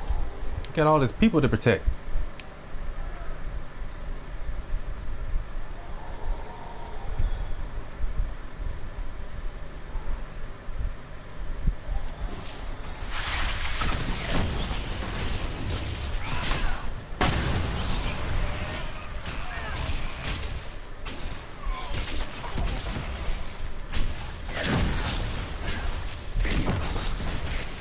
I thought it was more like it gradually would move forward.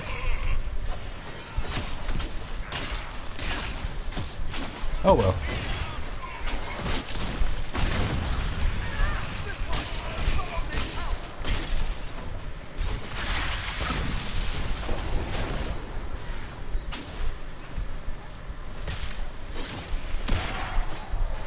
Get off me, son of a bitch!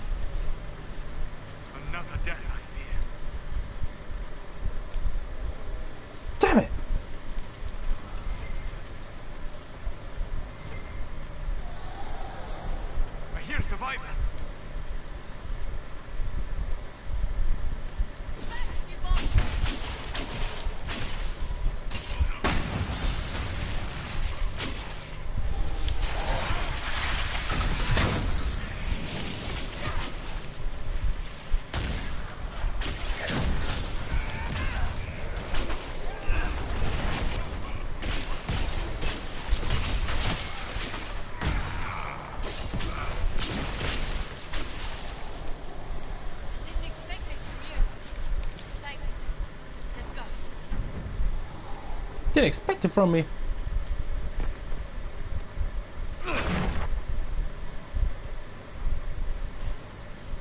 Harold, our position is not good.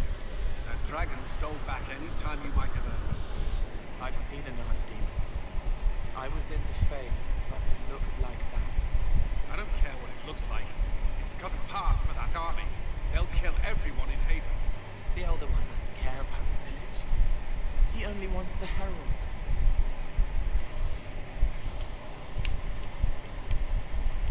If it will save these people, he can have me. It won't. He wants to kill you. No one else matters, but he'll crush them. Kill them anyway. I don't like you. You don't like me? Harold, there are no tactics to make this survivable. The only thing that slowed them was the avalanche. We could turn the remaining trebuchets, cause one last slide. We're overrun. To hit the enemy would bury Haven.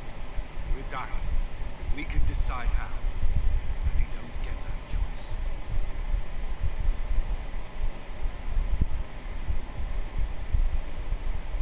Yes, Dad. Chancellor Roderick can help. He wants to say it before he dies. There is a path. You wouldn't know it unless you made the summer pilgrimage, as I have. The people can escape. She must have shown me. Or Draste must have shown me so I can tell you.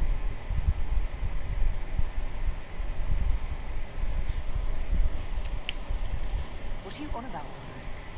It was whim that I walked the path. I did not mean to start. It was overgrown. Now, with so many of the Conclave dead, to be the only one who remembers. I don't know. This simple memory can save it. This could be more than mere accident. You could be.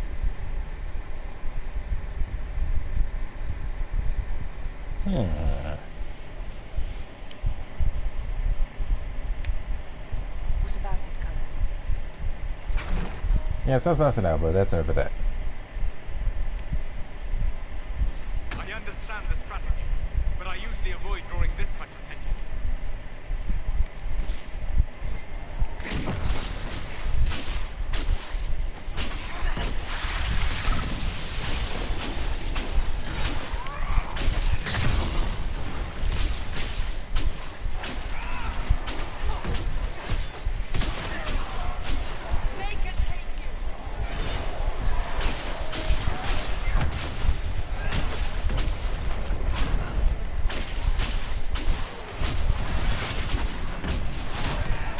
Man, I need to get me a fire stack, because having ice while my main abilities are fire just makes no sense.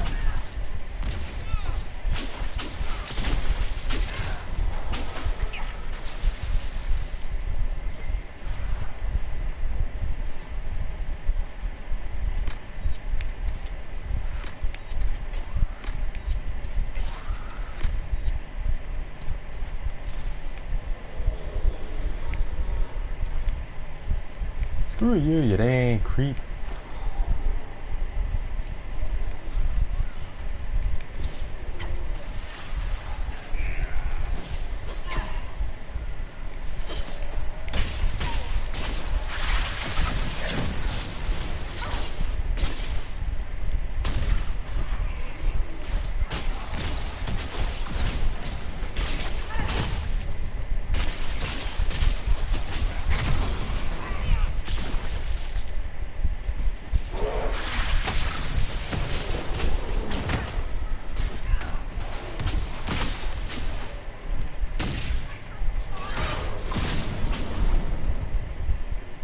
Man, it's like nothing I do does enough damage. But that's the issue I have with mages in almost any game. I understand that like those whose abilities stem from magic in any game, usually their abilities is meant to just be support. That their whole purpose is to keep the group alive or support them in any way possible. But it's like, man, you could try doing a little bit more damage. Something to buff up their offense. Because just that variety in abilities, wherever that variety is, or supporting the group, you still need to have good offense to stay alive, and you need good offense to do damage, and defense to stay alive. You can't exactly support the group. You die too easily.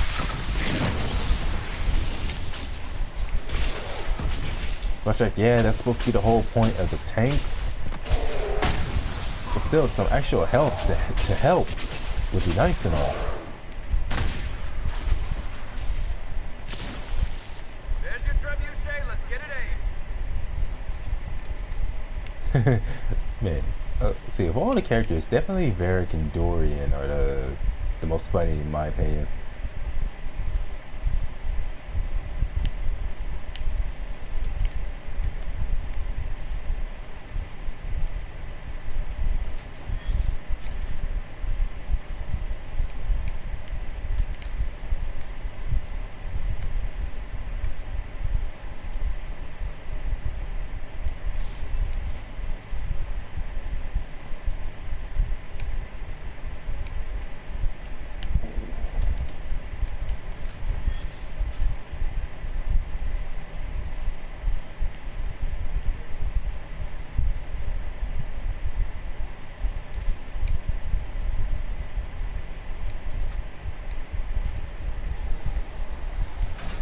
Oh, now I remember.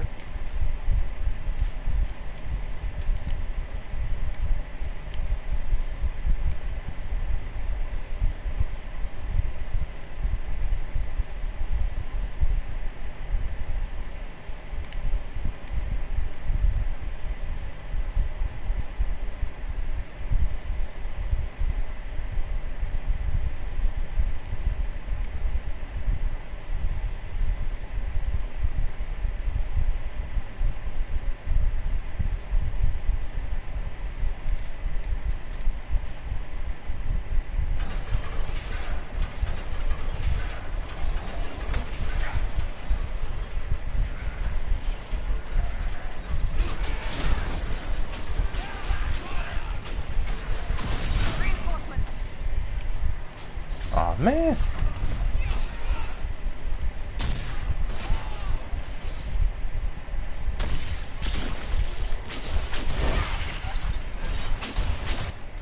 Wait, what? So it no longer has a cooldown, so what's the issue?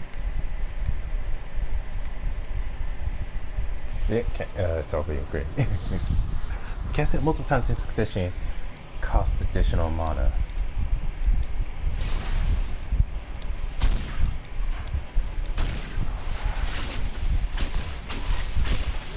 Why would that be any different? Like, I'm already using energy to cast the dang thing in the first place.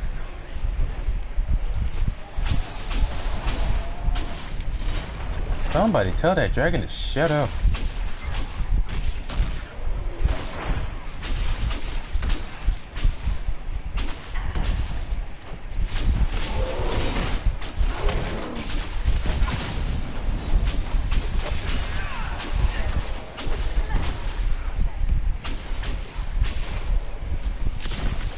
Yeah, this is why out of almost all the abilities for mages, lightning is the best because it's all attacks. Like, you just cast with the lightning variant, you just cast attacks and that's it. With fire, ice, with those two, it's almost always where you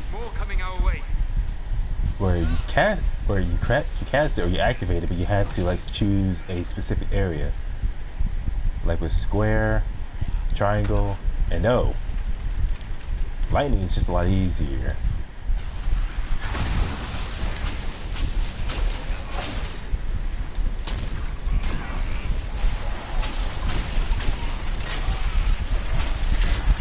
Of course, that's why, like, when it comes to any kind of series that I watch or any games I play that allows the ability of manipulating the elements, that's why, in my opinion, lightning is the coolest, because it's usually, in my opinion, it's the most versatile.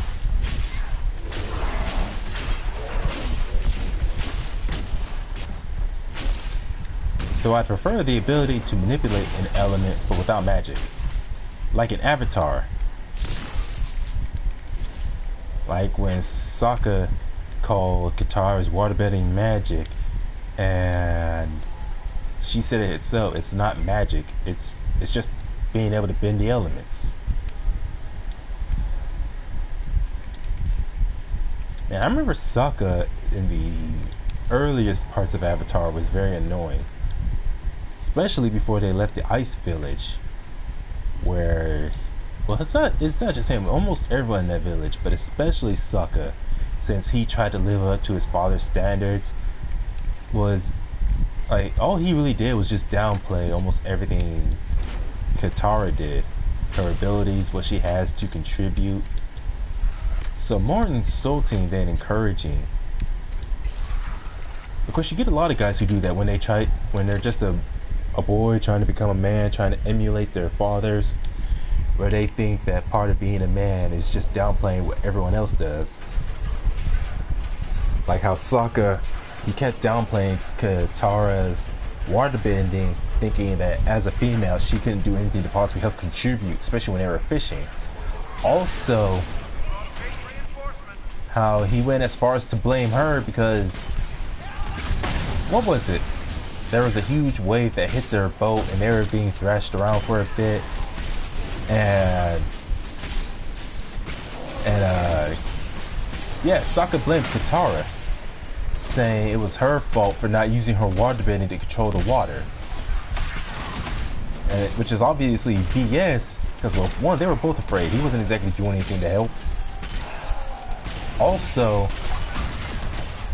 what was it? I'm trying to think what else it was. How he was trying to blame her, saying it was all her fault, and it's like, but she wasn't the one who caused that huge tidal wave in the first place.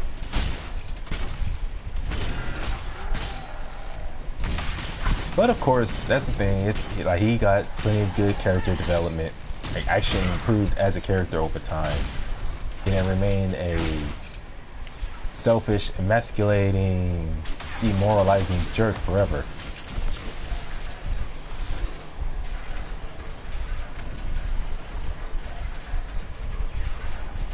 But it is possible to have someone who starts off as a jerk, who's just irritating, the kind of person you basically love to hate, but actually improves over time.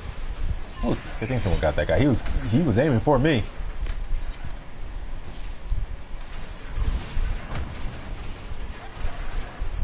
One exception of this, though, when they have a character who starts that way and remains a selfish, hypocritical jerk the whole time, is like Amber in Invincible. Can't remember exactly how it went in the comic, but in the animated series with Amber, again, she's a hypocritical, a bit of a narcissistic and self-centered jerk, especially towards Mark. Pretender, you toy with forces beyond your ken, no more. Exalt the Elder One, the will that is Corypheus. You will.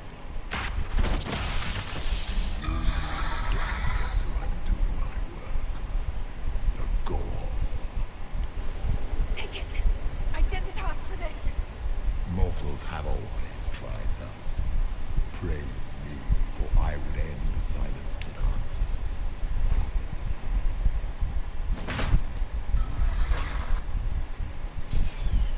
And you, I will not suffer even an unknowing arrival. You must die.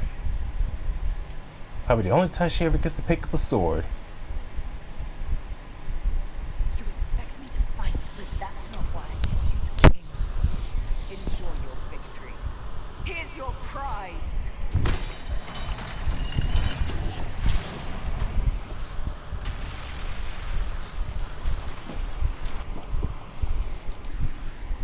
Yeah, take that, Corypheus. That's why nobody likes you. But anyways, I was saying, oh yeah, Amber in Invincible, specifically the animated show, because I cannot remember much of how it went in the comic. But in the animated show, as I just described her, self-centered, hypocritical, narcissistic, and overall annoying. The kind of person that no one in real life, no good person would want to be around. The toxic kind of person who no good man should ever be in a relationship with. She's just that bad. Why are you walking? Get to running or something. And yet, for some dumbass reason or another, how like she gets mad at Mark for keeping his secret as invincible to himself. And it's like, he's a superhero. He can't just go revealing his secret. He can't put the lives of other people in danger. But she didn't care. And the thing is like, she knew. She reveals that she knew for a while that he was invincible. And people point out the hypocrisy. Like, she's mad at him for keeping his superhero double life as secret. And yet it turned out this whole time she already knew. But clearly had no intention of ever telling him.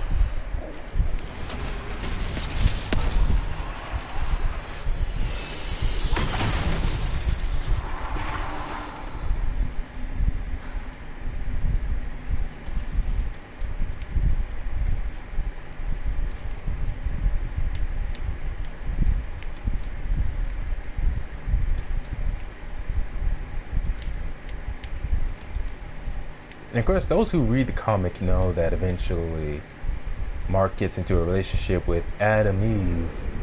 I think her name is just Eve outside of her hero persona.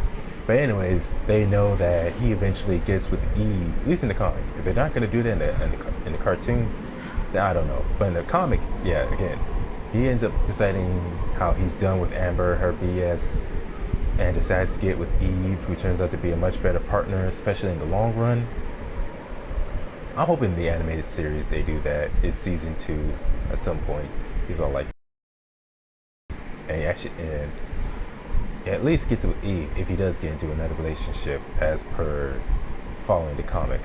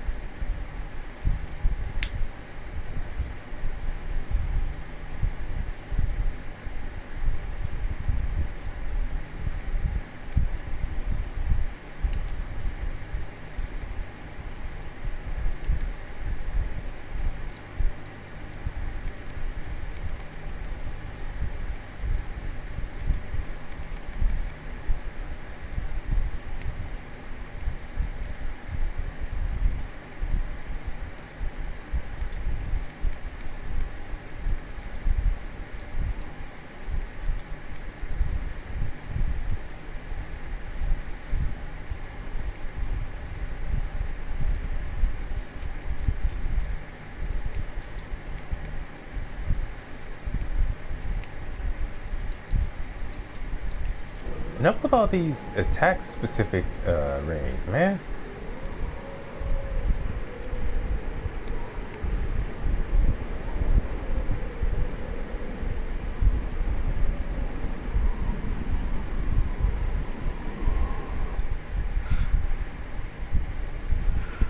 And she has nothing to cover her up.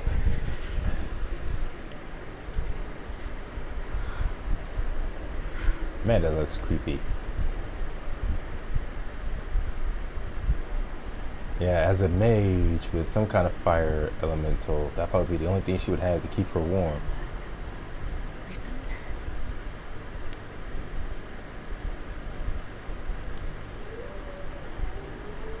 Got plenty to cover her legs.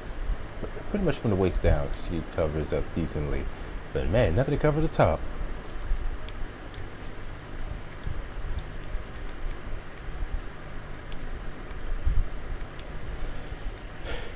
Nope. Finally. Hey, I'm over here.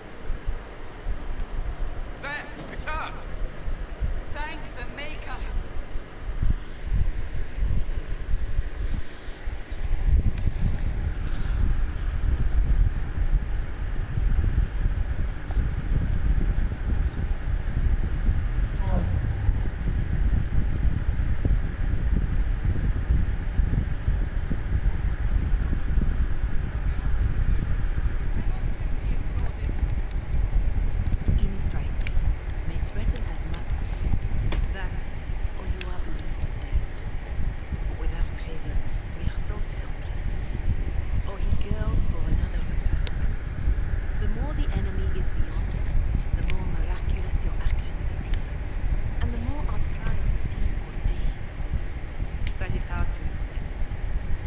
What?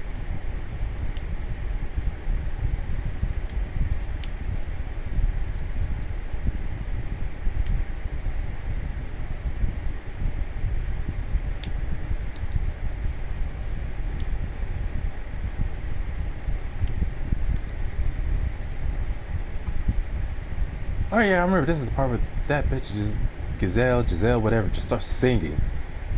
Like as if we need a musical number. I'm just gonna take off my earphones because I don't want to listen to her singing. It's annoying. Shadows fall and hope has fled. Still your heart, the dawn will come. The night is long and the path is dark.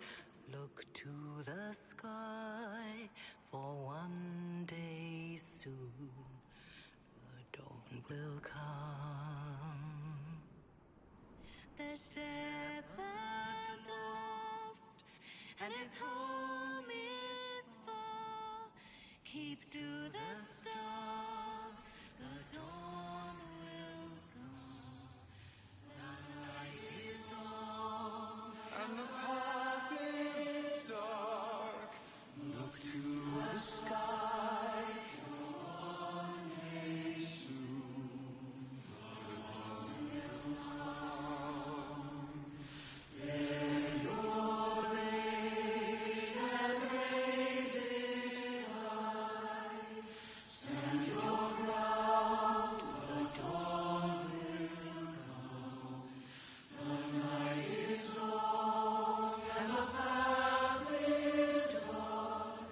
Look to the sky, for one day soon the dawn will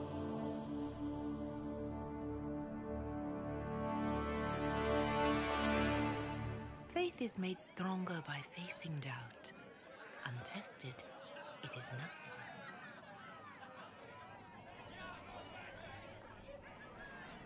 A word.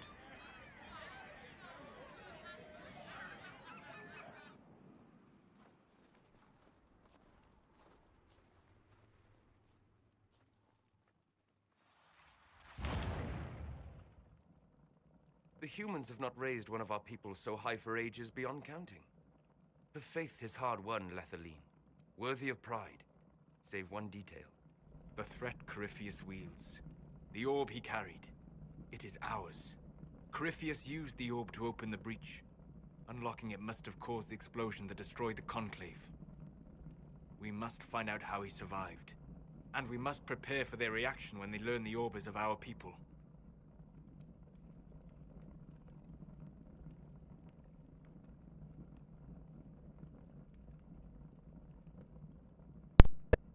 All right. What is it and how do you know about it? Such things were spoken of. Sent to channel power from our gods. Some were dedicated to specific members of our country. All that remains are refugees and ruins. Faint visions of memory and fame, echoes of dead empire. But however Corypheus came to it, the orb is elven. With it, he threatens the heart of human faith.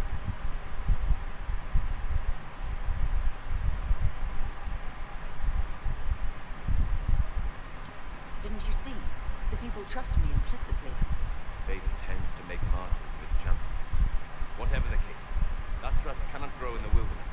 You will need every advantage.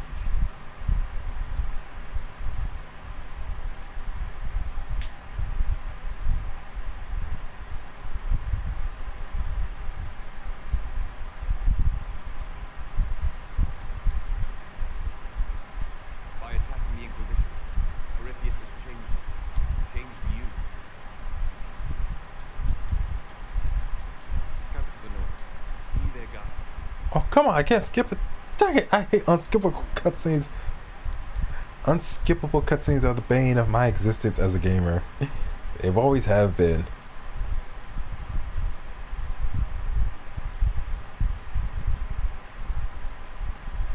There is a place that waits for a force to hold.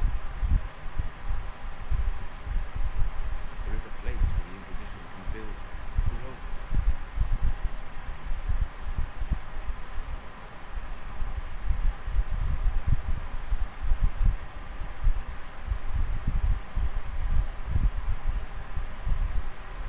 Still sucks that mages can't use their staffs as melee weapons, even though Dorian himself does so, and I'm pretty sure I remember seeing Solus do so at the beginning.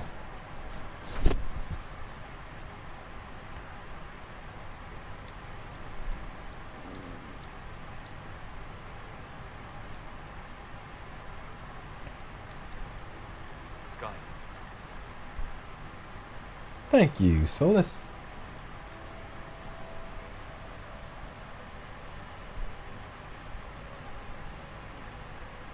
At least as far as unskippable cutscenes, at least it's not.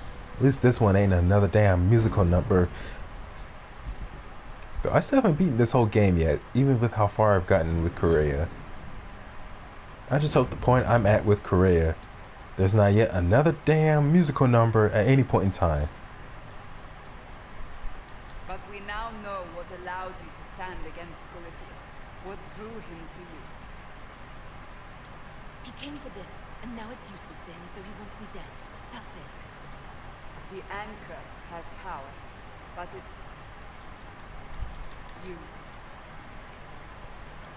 You're offering this to an elf?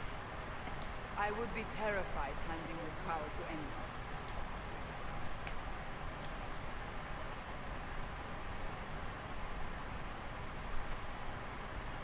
Set an example as a mage. Exit out. I will lead us against Corypheus, and I will be an ambassador. I'm an elf standing for Thedas. But what do? We know nothing. Man, it seems like anything you do that involves mages or elves specifically, whichever one you choose to emphasize. Commanding such a creature. Either way, Sarah's gonna disapprove. With Corypheus before and may know more about what he's doing. I'm always looking for new allies. Parading around might cause a fuss. It's better for you to meet privately on the battlements. This is the Inquisition. The dusty old ruin full of dead soldiers. If you shut your mouth and open your eyes, you'd see that the Inquisition is our one. Yeah, like she said, shut your mouth, man. Seriously, we literally just escaped after getting our asses handed to us by Corypheus. We just fought a demon. His dragon. Like literally, what more do you want? Screw that guy. So, this is Skyhold.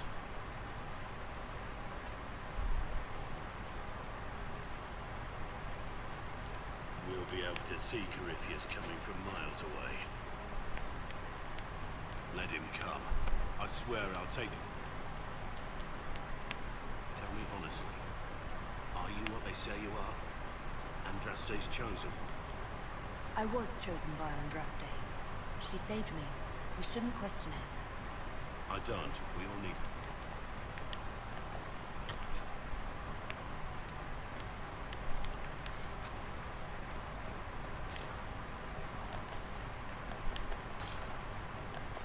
Of course, if you choose a character who's either elven or a mage, if not both, seems like just about anything is going to lead to Sarah disapproving.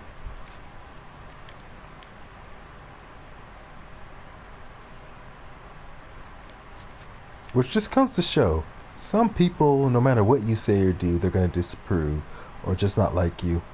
It's annoying, but it happens.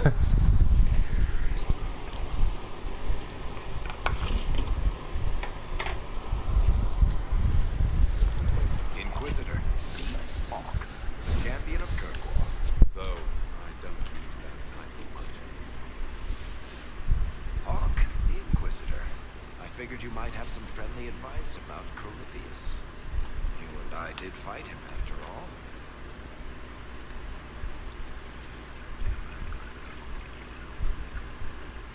Now, I remember when I originally first played this game, I was allowed to choose the overall general design of Hawk. I loved it at first.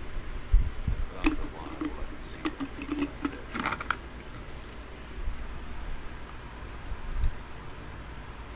You're lucky it was just a single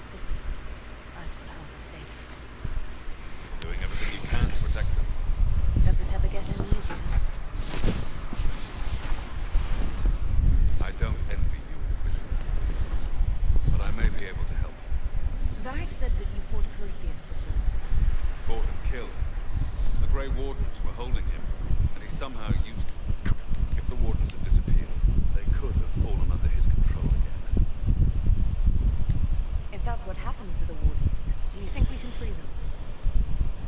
No. He told me. Hopefully my friend in the Wardens will know more. Inquisitor. Maybe his tie to the blind is... As it turned out, I needed a bottle. My uncle gambled. Finally, he was crazy. I was a little surprised, actually. Varric isn't one for religion in general.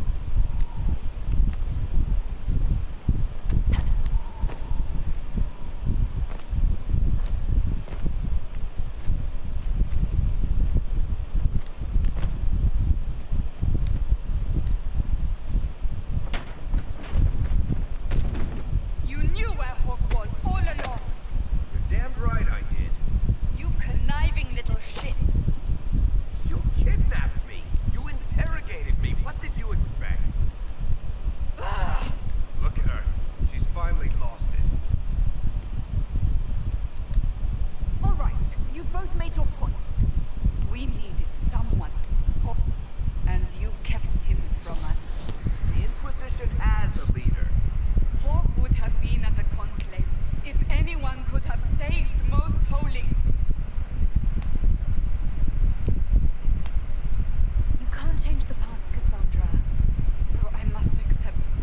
what? Varric is a liar. We all know whose side you're on, Varric. It will never be the Inquisition's.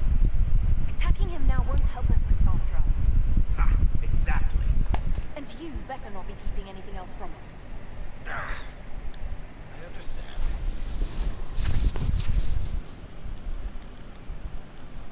You people have done enough to him.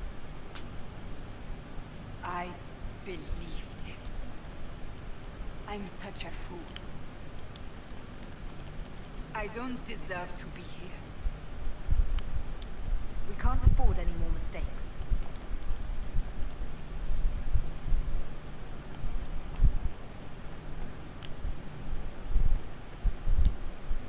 Something is troubling me, Inquisitor. No one is dealing with these matters.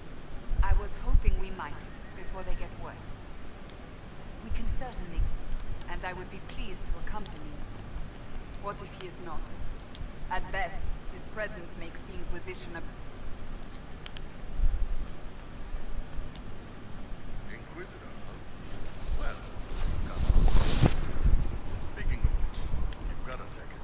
There's something I want to show you. You write a book. Oh, I know. I didn't mean to do that. What do you want to know? The Qunari will break away from it, but I don't expect they look much like us, whatever they are. What's going on?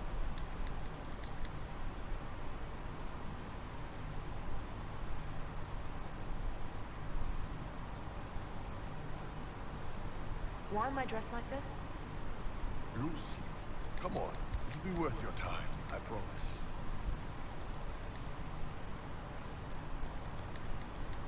She doesn't talk much.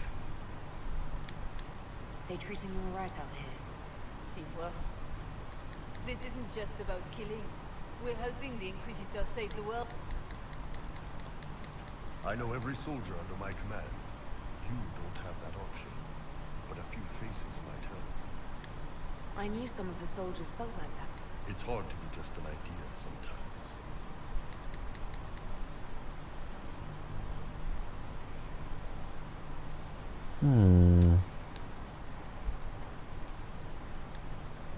Scout Harding. Your worship. What's been going on? Seeker Cassandra came through here, looking like a storm cloud. That's just her face, though, isn't it? Not me, though. Indispensable. Then I signed on. She's so lovely.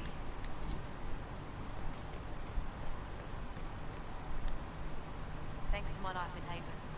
You've all sorts serving now. That means change. Love you.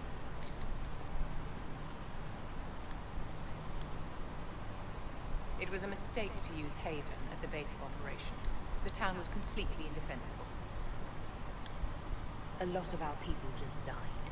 We will discuss his full matters later. Now is always the time, my dear. The past cannot. But the enemy struck a serious blow against you in the Inquisition. We must recognize that.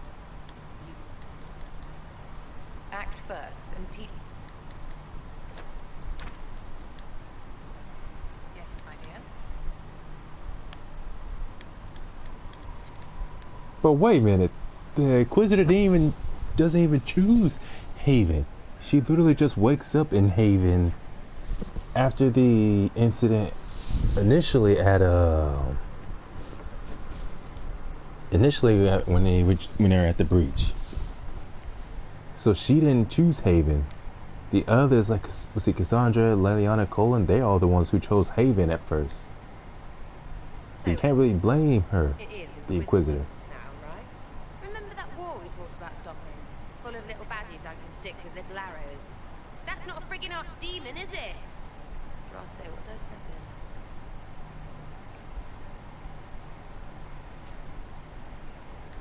I've apparently been through a lot. But yes, Corypheus was a surprise. No, a surprise would be, oh, I stepped in dog shite. No one says, oh, a Magister God monster, I'm surprised. Impossible things aren't surprises. I can't help you if you don't explain what's wrong exactly. It's got to be nonsense, doesn't it? We're kind of screwed if it isn't. I mean, that Coryphic thing. A Magister, right? Story is, he cracked the Golden City. But that's a hazy dream. If not, Seat of the Maker, real thing. A seat needs a book, so the Maker, real thing. Fairy stories about the start and end of the world, real things. It's too far, innit? I just want to plug the Skyhole rubbish so I can go play. Please be good enough. Keep calling it nonsense. That perspective will keep the Inquisition. A nice, well-paid normal.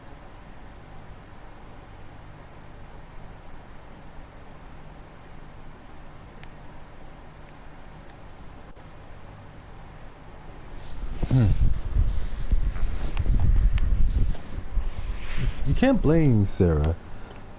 Like, she's a spy with bows and arrows.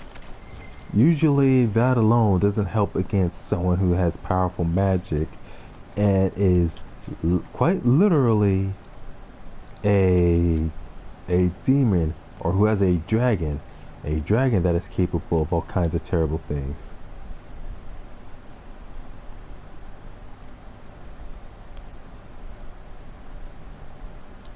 Cassandra's calmed down. I think you can take your hand off your crossbow. Define calm down for me in terms of who or what she's punching right now. I wasn't trying to keep secrets. I told the Inquisition everything that seemed important.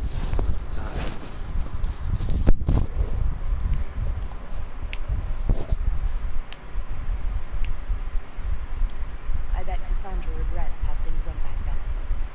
I appreciate that you're trying to keep the peace, but things between me and the Seeker are as good as they'll get.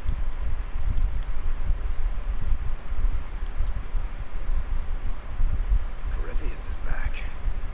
Oh, shit. He thinks he's a magister, a priest of his blood. Says he broke into the Golden City like the Magenta tale.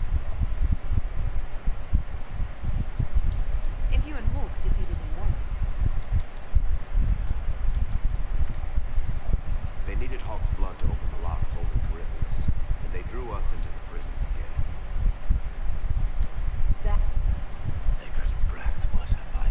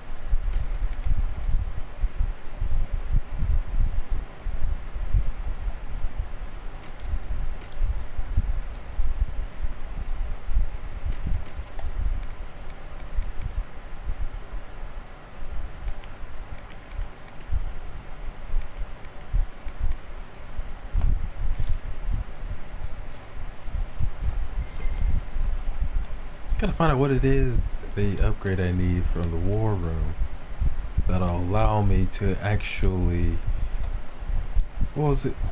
Actually, upgrades.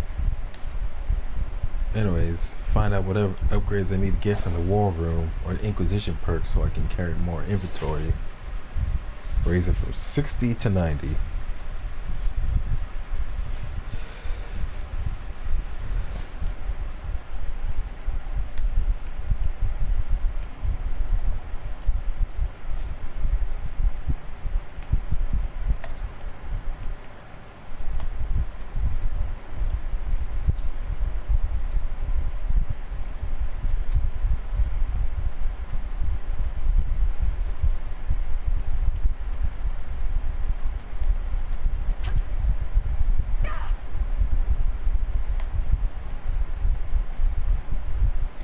Send men to scout the area. We need to know what's out there.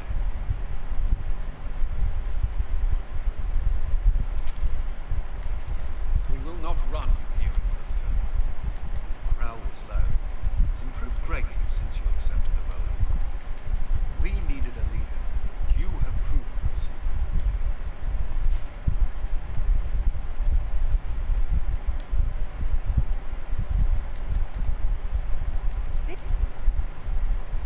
It is a demon. If you prefer, although the truth is somewhat more complex. Cole warned us about Corypheus at Haven. He saved a lot of lives. And what will its help cost? How many lives will this demon later claim? Cole is unique, Inquisitor. But Cole has willfully manifested in human form without possessing anyone. The demons who came through the breach, or through the rifts, weren't possessing anything. These demons were drawn through against their will, driven mad by this world. But Cole predates the breach. From what we can tell, he has lived here for months, perhaps years. He looks like a young man. For all intents and purposes, he is a young man. It is remarkable. I should hear what Cole has to say for himself. Haven. So, dead. You're feeling their pain? It's all right. She won't remember me.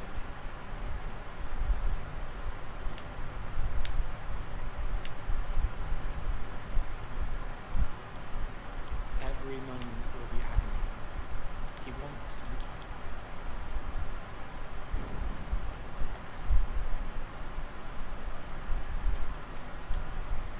Inquisitor, is there something I can do for you? I should really focus my attention on the injured. Do we have many injured men? Or by the day? Most grievously injured did not survive the journey to Skyrim. As for the rest, they either heal or... I try to make them pass on things.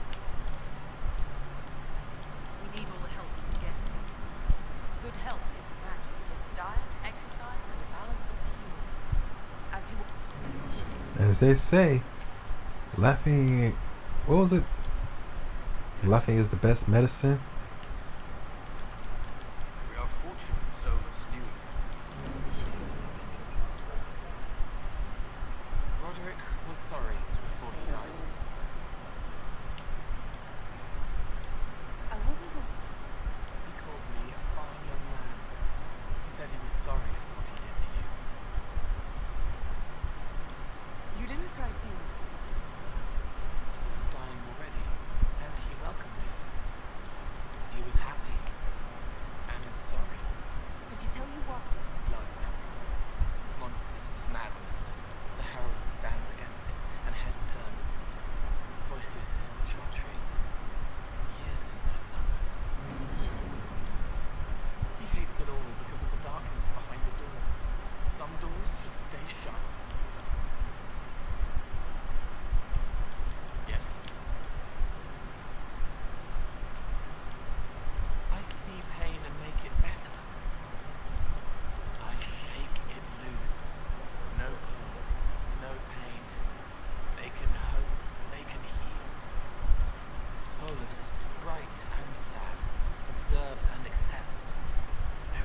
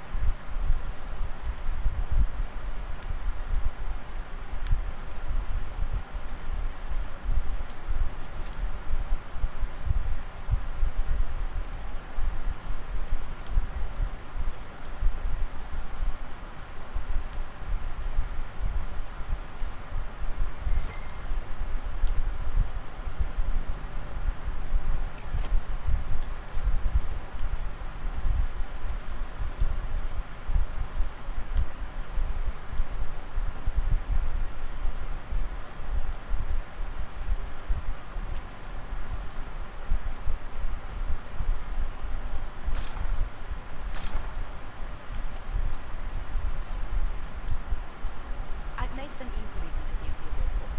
The sooner we deal with the threat to the Empress, the better. The Court's disapproval can be as great a threat as the Venator. We must be vigilant. It's the perfect place for an assassin to hide. Does Celine know about the threats again? Inquisitor, the staff must make it presentable if we are to receive any visitors of distinction. The people coming know we just survived Corypheus and the dragon. And they must be confident we are able to. The mages are showing great trust. They need to feel safe. After that battle with Corypheus,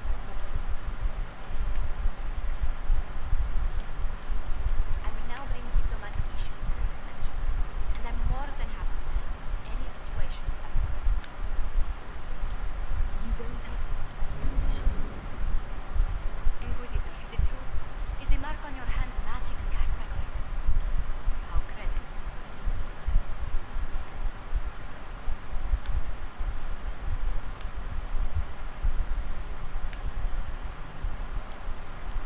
Does it hurt? The anchor, that is.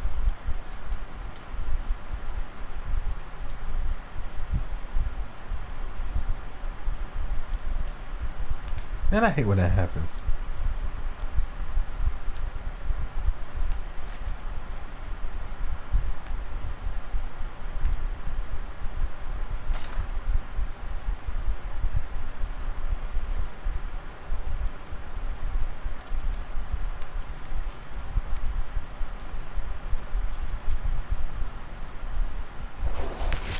Wicked eyes and wicked hearts. Wait, I'm already at that point already? I always forget that it's as soon as you get to Skyhold that the mission's available once you have enough power or influence. Something like that.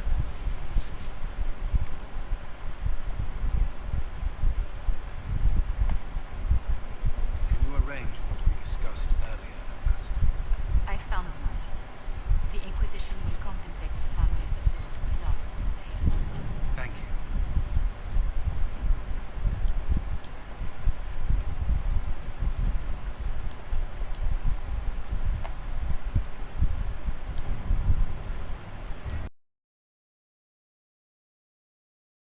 The assassin.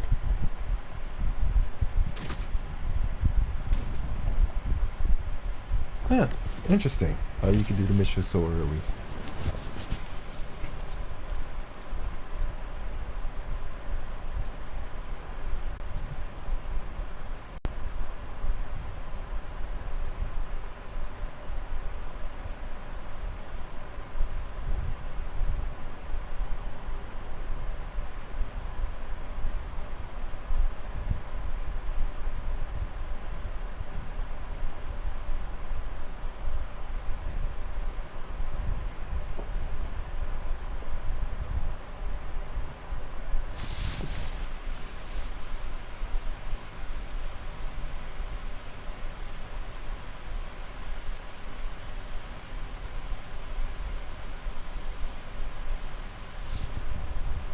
The political situation in Halam Shiral hangs by a thread. The Empress fears our presence could sever it. The Grand Duke is only too happy to have us at the ball as his guests, so our invitation comes from him. Whether we act as his allies or upset the balance of power, he gains an opportunity, if not a clear advantage.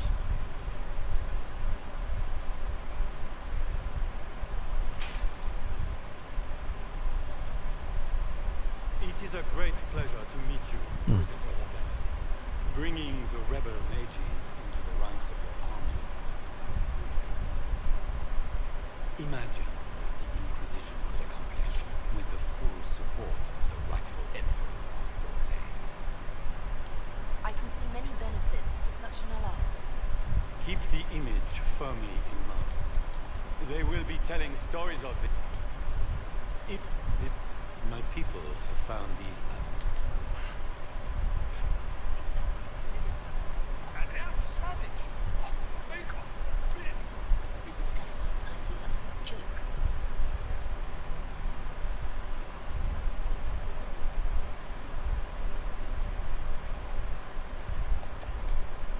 Well, don't that just suck?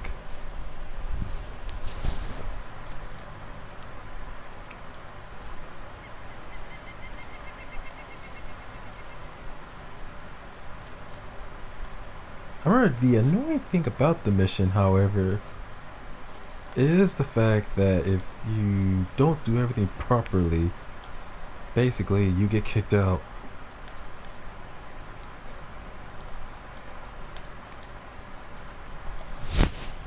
Like, the nobility in Dragon Age is very unforgiving. But wait a minute, if that's how they feel about elves, so like they look down on elves, but they're even more hostile apparently towards the Kunari. Man. But the fact that I was able to get to 100 approval with Korea was pretty cool.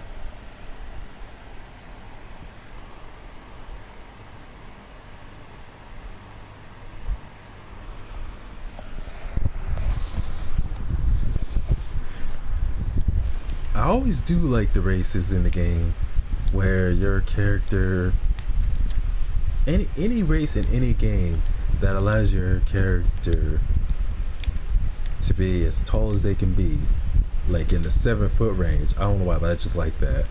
Like with Namekians and oh, whoops, I done pressed the wrong button. Anyways, Namekians and what game was it? Dragon Ball Xenoverse 2. In that game, how Namekians are able to go all the way up to... Wait, do I have Kalandra at Skyhold yet? No, I'm still at the Frostback Mountains. Hey, what time is it?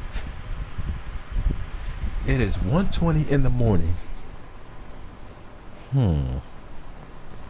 I need to decide what I... Well, first, let me see where I'm at with Kalandra. Am I right at the point where I'm able to do the mission where I move to Skyhold?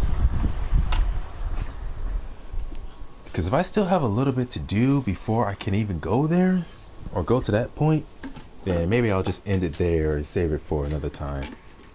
Like literally tomorrow when I wake up. If not, then I could do it right now, and then maybe end the stream after that. Because if I remember, I still gotta get through the Falomir first before finally doing the mission, at least with Isabel. Is that a blood stain on my bed?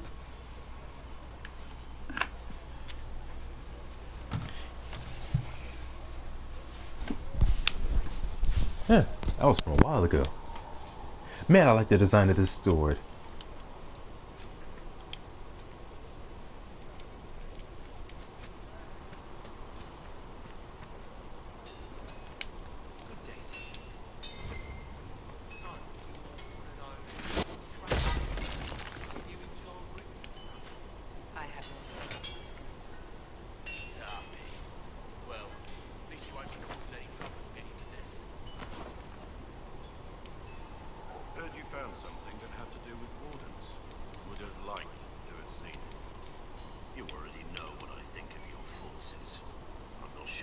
There is to say.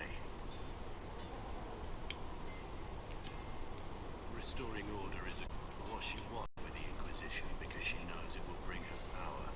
The most poisonous snakes are often the most beautiful. Excuse me. And he's right too. I fear for Cassandra sometimes. The way she throws herself into battle. I've never known a warrior like her. What do you think of my advisors? Liliana seems nice. Also a little.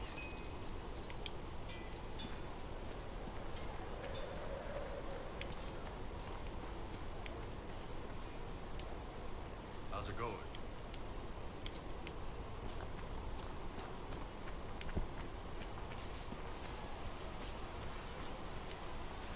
Is there anything you need? We were meant to be incorporated. We discipline the temple. If you don't see a problem, it doesn't exist. If someone insists it does, In my heart, Seekers can gain other gifts. Once there was a Seeker who could use it to kill. That particular gift is considered rare. The Seekers saw themselves as... if we'd been there when it happened, if we'd looked harder at the root causes... You seem to care a great... The moment the mages voted for it, we train rigorously for years. And the moment it finally ends, I'm told it is impossible, however.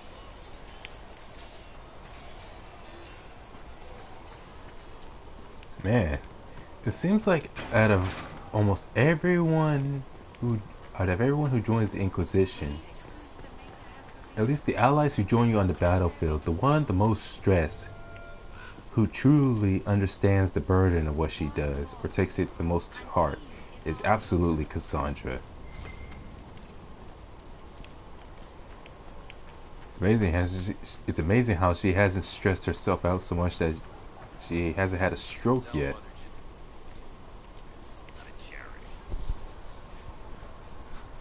I like that. What would Mother Giselle say to where he would have to say that? I run a business, not a charity.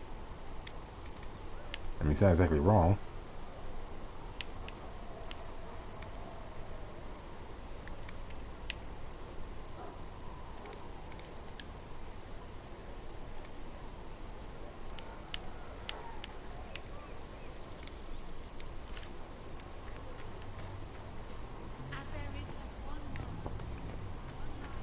Hey there, fellow dwarf. Need something? That's a pretty common. Oh, come on. Hey, speaking of, I said earlier how I want to play DC Online. I was just playing as one of my characters, well,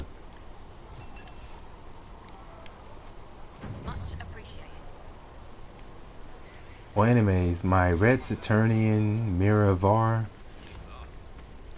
the wife of Norvar. Interesting thing with her, just earlier I was interacting with a guy. I saw his costume. It was based on, it was supposed to be based on Legoshi from Beastars. And so I just gave the guy a compliment about the design of his costume. Like, I thought it looked cool, so I said as such. I just simply said, cool character. And like, he thanked me and all, and I asked him what the shorts he had for his character, where they were, and where I could find what the name of it is, and he told me all that. The weird part about that interaction was how, like, the way he compliments my character, saying, "You look beautiful," which I'm like, I know. I'm like, is this dude seriously trying to flirt with my character? It's so weird people who do that. Like, they see a female character in a game and they just instantly fall head over heels for it. And it's like, it's a fictional character. And it's literally one I just created for myself for whatever reason. Why allow yourself to become infatuated with this fictional character as if you could have some kind of relationship with them? That is absolutely not healthy.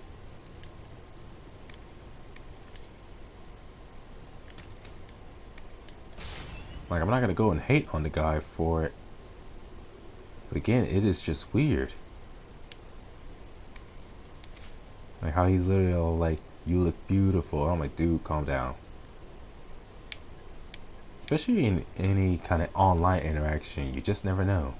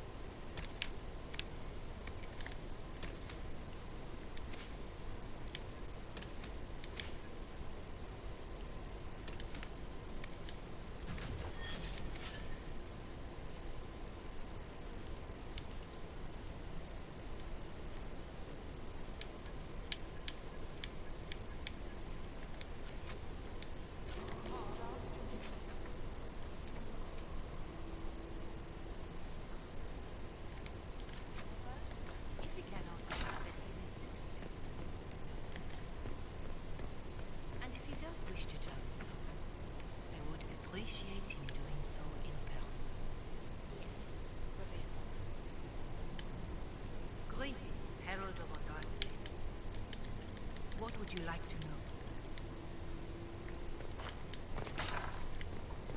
Sigrid says it will cost at least. Fine. Not sure why you want to pay out of your own pocket for books, Enchanter.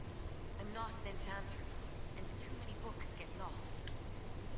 Greetings. We've gathered many favors among the nobility.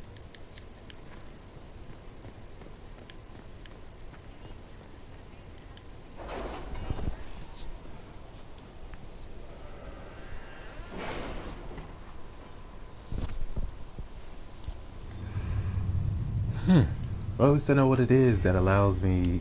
They say I remember what it is that allows me to increase inventory.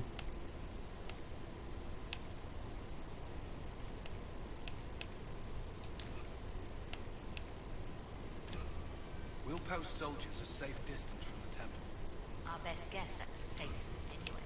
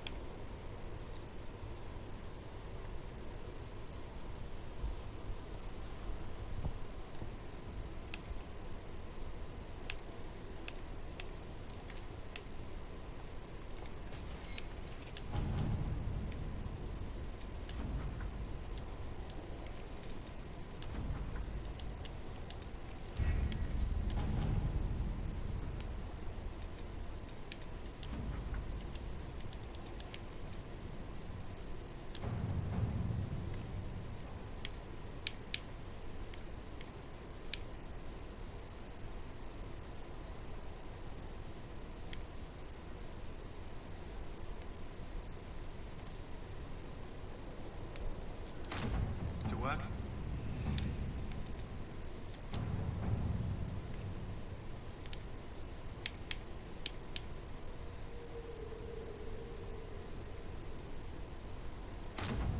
At your service.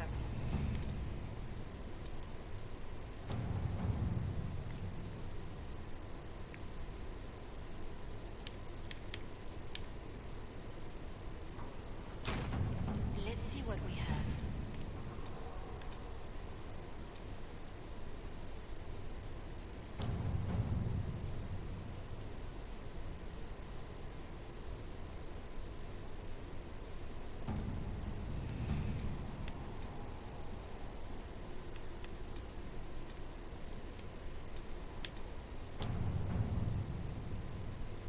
The Templars must help us close the breach.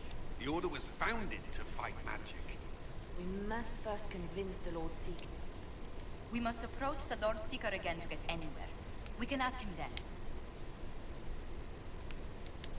The Lord Seeker made it clear he isn't interested in anyone unimportant. So we must change how he sees us, no? If it's status the Lord Seeker seeks, the Inquisition will approach him after allying with the noblest houses in Orlais. They'll come with us to Therenfall and demand the Templars' help close the breach.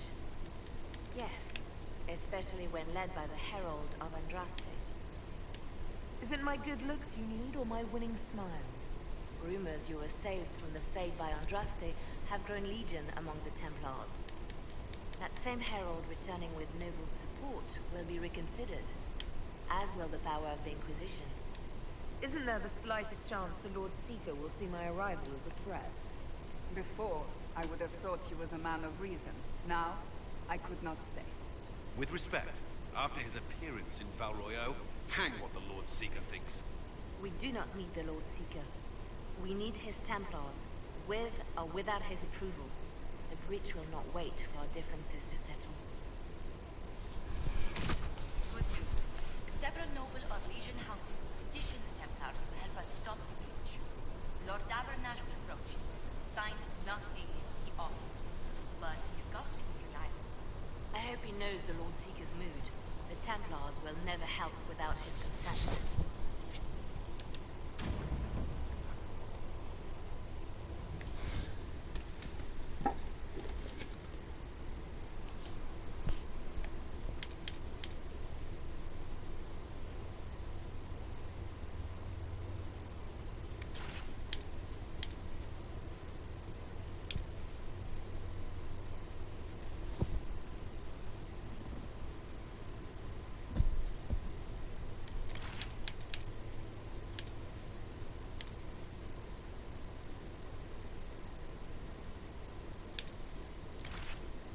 An unusual team,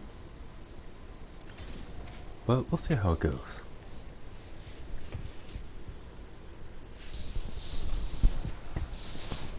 Interesting how I choose trying to have Kalandra, a dwarf, in a relationship with Blackwall, and it's literally just because of how out of basically, unless your character is dwarven, then Blackwall is by far the actually the second shortest out of your inner circle. Of course, Varric is not a romance option, even if you do choose a female dwarf.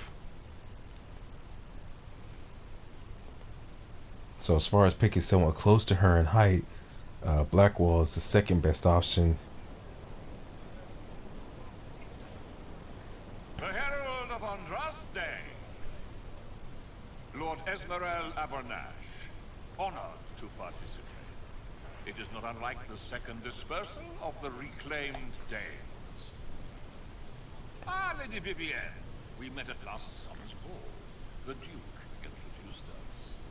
Indeed. I could not possibly forget the occasion. The Lord Seeker is willing to hear our petition about closing the breach. A credit to our alliance with the Inquisition. Care to mark the moment?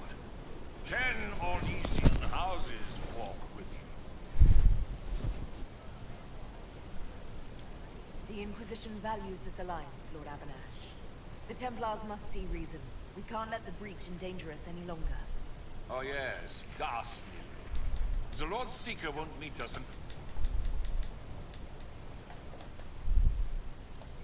until... These Ponzi gits. How many vaults are sitting unguarded right now? The Lord Seeker changed his mind about us rather quickly. Is he known for that?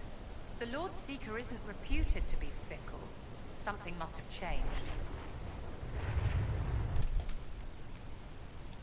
Now that I think about it, I honestly do think. I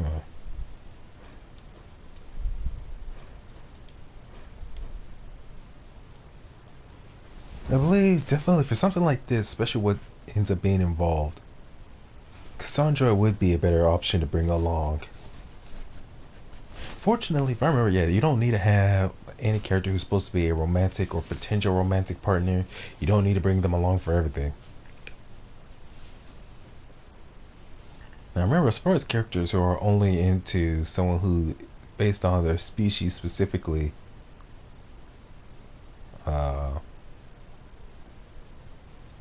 so like gender or species specific.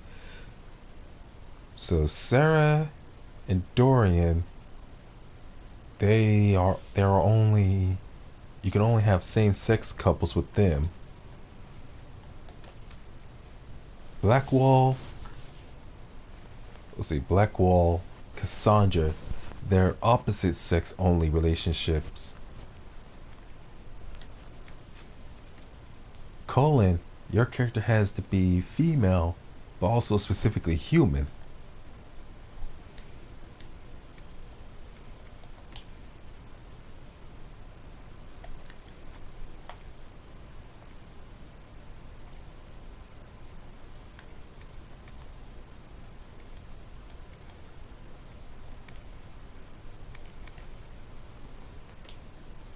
And let's see, with Blackwall, you could be any species as long as you're female. Solus, you have to be a female elf. So let's see, Sarah and Dorian, doesn't matter the species, as long as it's same sex, that's all that matters. Cassandra and Blackwall, opposite sex, any species, doesn't matter. Colin, same species but different gender, or opposite gender. Same thing with Solus, same species, opposite gender. Josephine and Iron Bull, those two are the only ones where it's open-ended. You could be any species and any gender. Doesn't matter, like, so they could be either a homosexual couple or a straight couple.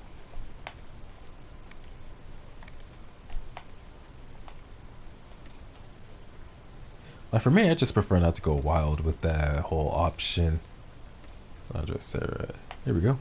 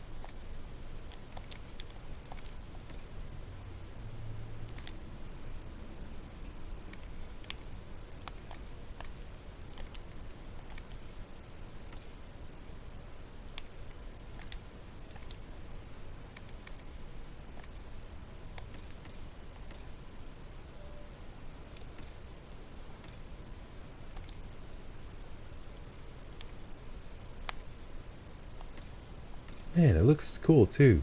Dang it.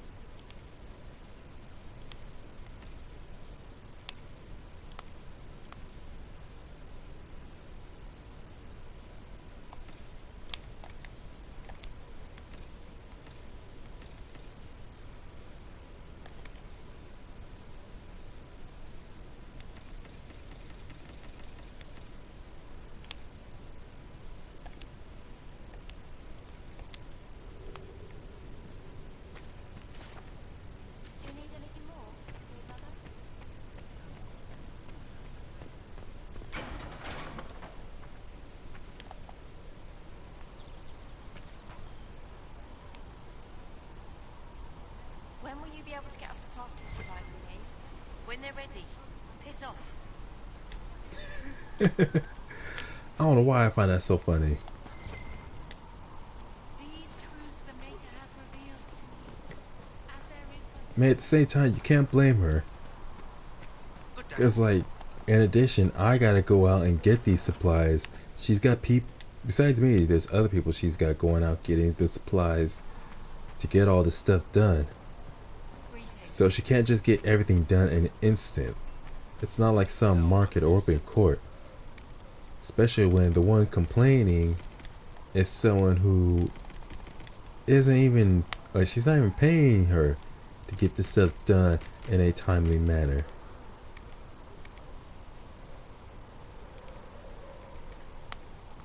So she's just gonna have to sit around for a bit and just wait.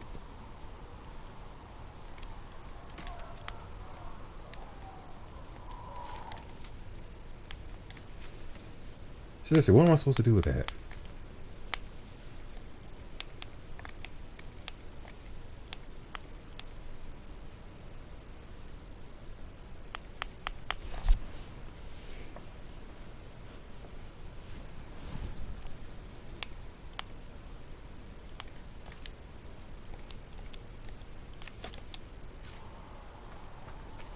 Part of me feels compelled to hold on to it, like I'm supposed to do something with it at some point later.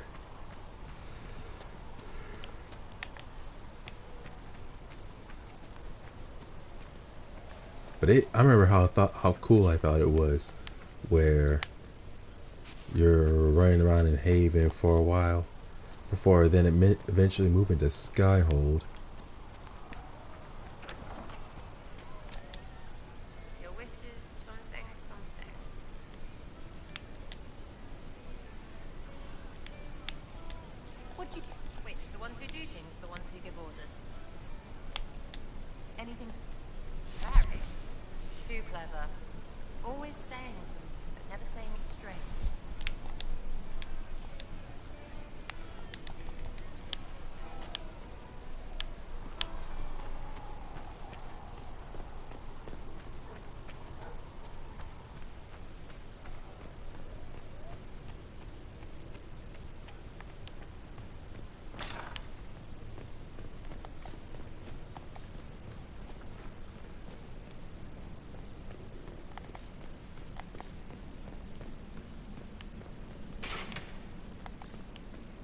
Oh, so I already did this. Went down here, got everything.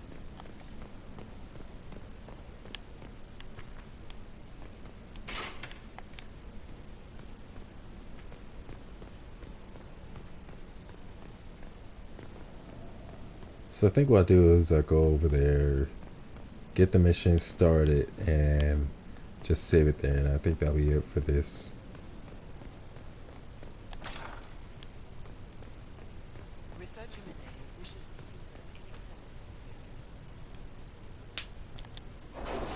Well, how nice for her.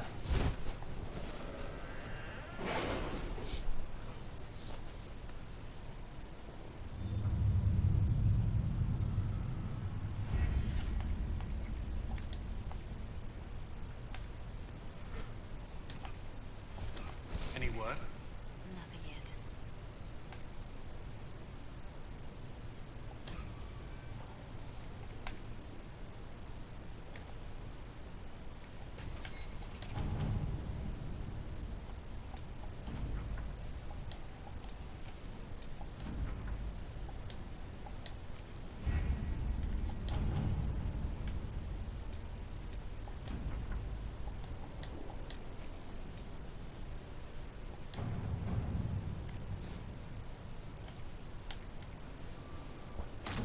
All right.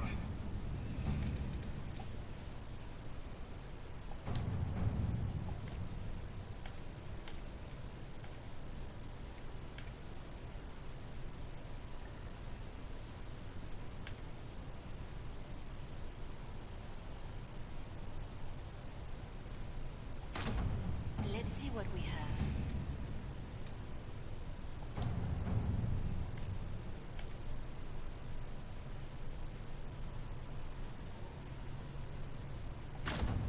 At your service.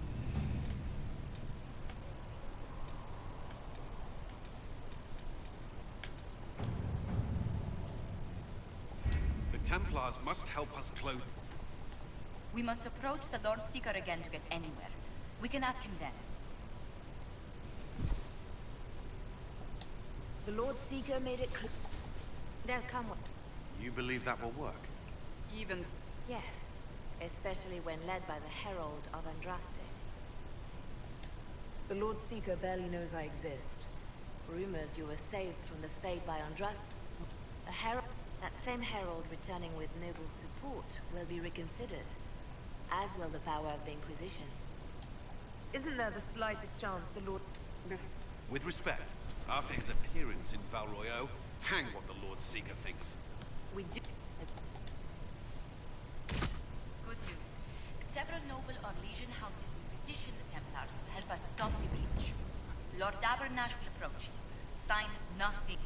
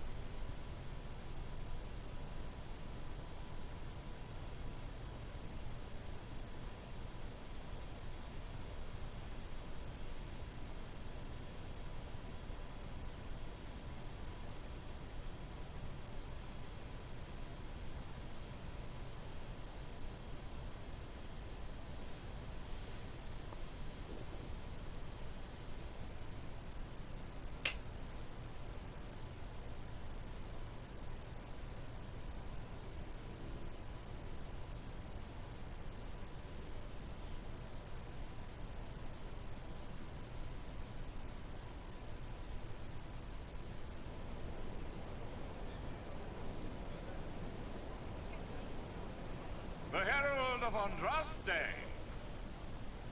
Lord Esmerel Abernash. Honored. Ah, Lady Vivienne. We met at last summer's ball.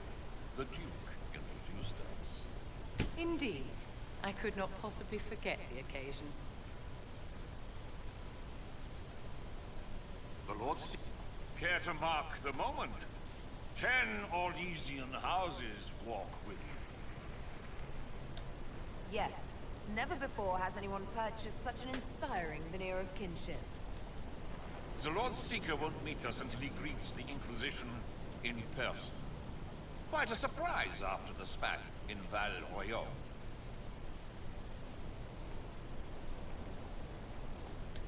The Inquisition only asks the Lord Seeker help us close the breach. Then it's all been arranged by your ambassador. Let the diplomats work their magic if you trust them. Between you and I, the Chantry never took advantage of their Templars. Wiser heads should steer them. Here we are. Verinfall Redoubt. Oh, it screams, I hate fun and kick puppies, doesn't it? It appears they've sent someone to greet you. Present well. Everyone is a little tense for my liking. These lords are useful, but none of this should be necessary. Surely the Lord Seeker sees the true threat. What is he playing at? The Lord Seeker changed his mind about us rather quickly. Is he known for that? Attack of conscience? I hear they happen once or twice in age. Man, Varric's hilarious. But I'm gonna end it here, cause yeah, I'm gonna end it here. I'm gonna find something else to play. Probably gonna play some DC Online. But anyways, thanks to everyone who tuned in. Thanks for commenting for the quick chat. King Ray. It's been so long since I got to talk to that dude. Get to know he's doing well. And as for everyone, but man, before I even get on that, 6 years. 6 years since I last talked to him. Like I said, time flies. Without you, wait, was it 6 years since I talked with him? Or was it 6 years since because it was 6 years since I last did a live stream with him, but I don't remember if it was specifically 6 years since I last talked to him. Oh, I'll ask him next time I get the chance to chat with him. See if he remembers. But anyways, I hope to talk with y'all again in the next stream. Y'all have a good night or day, whichever.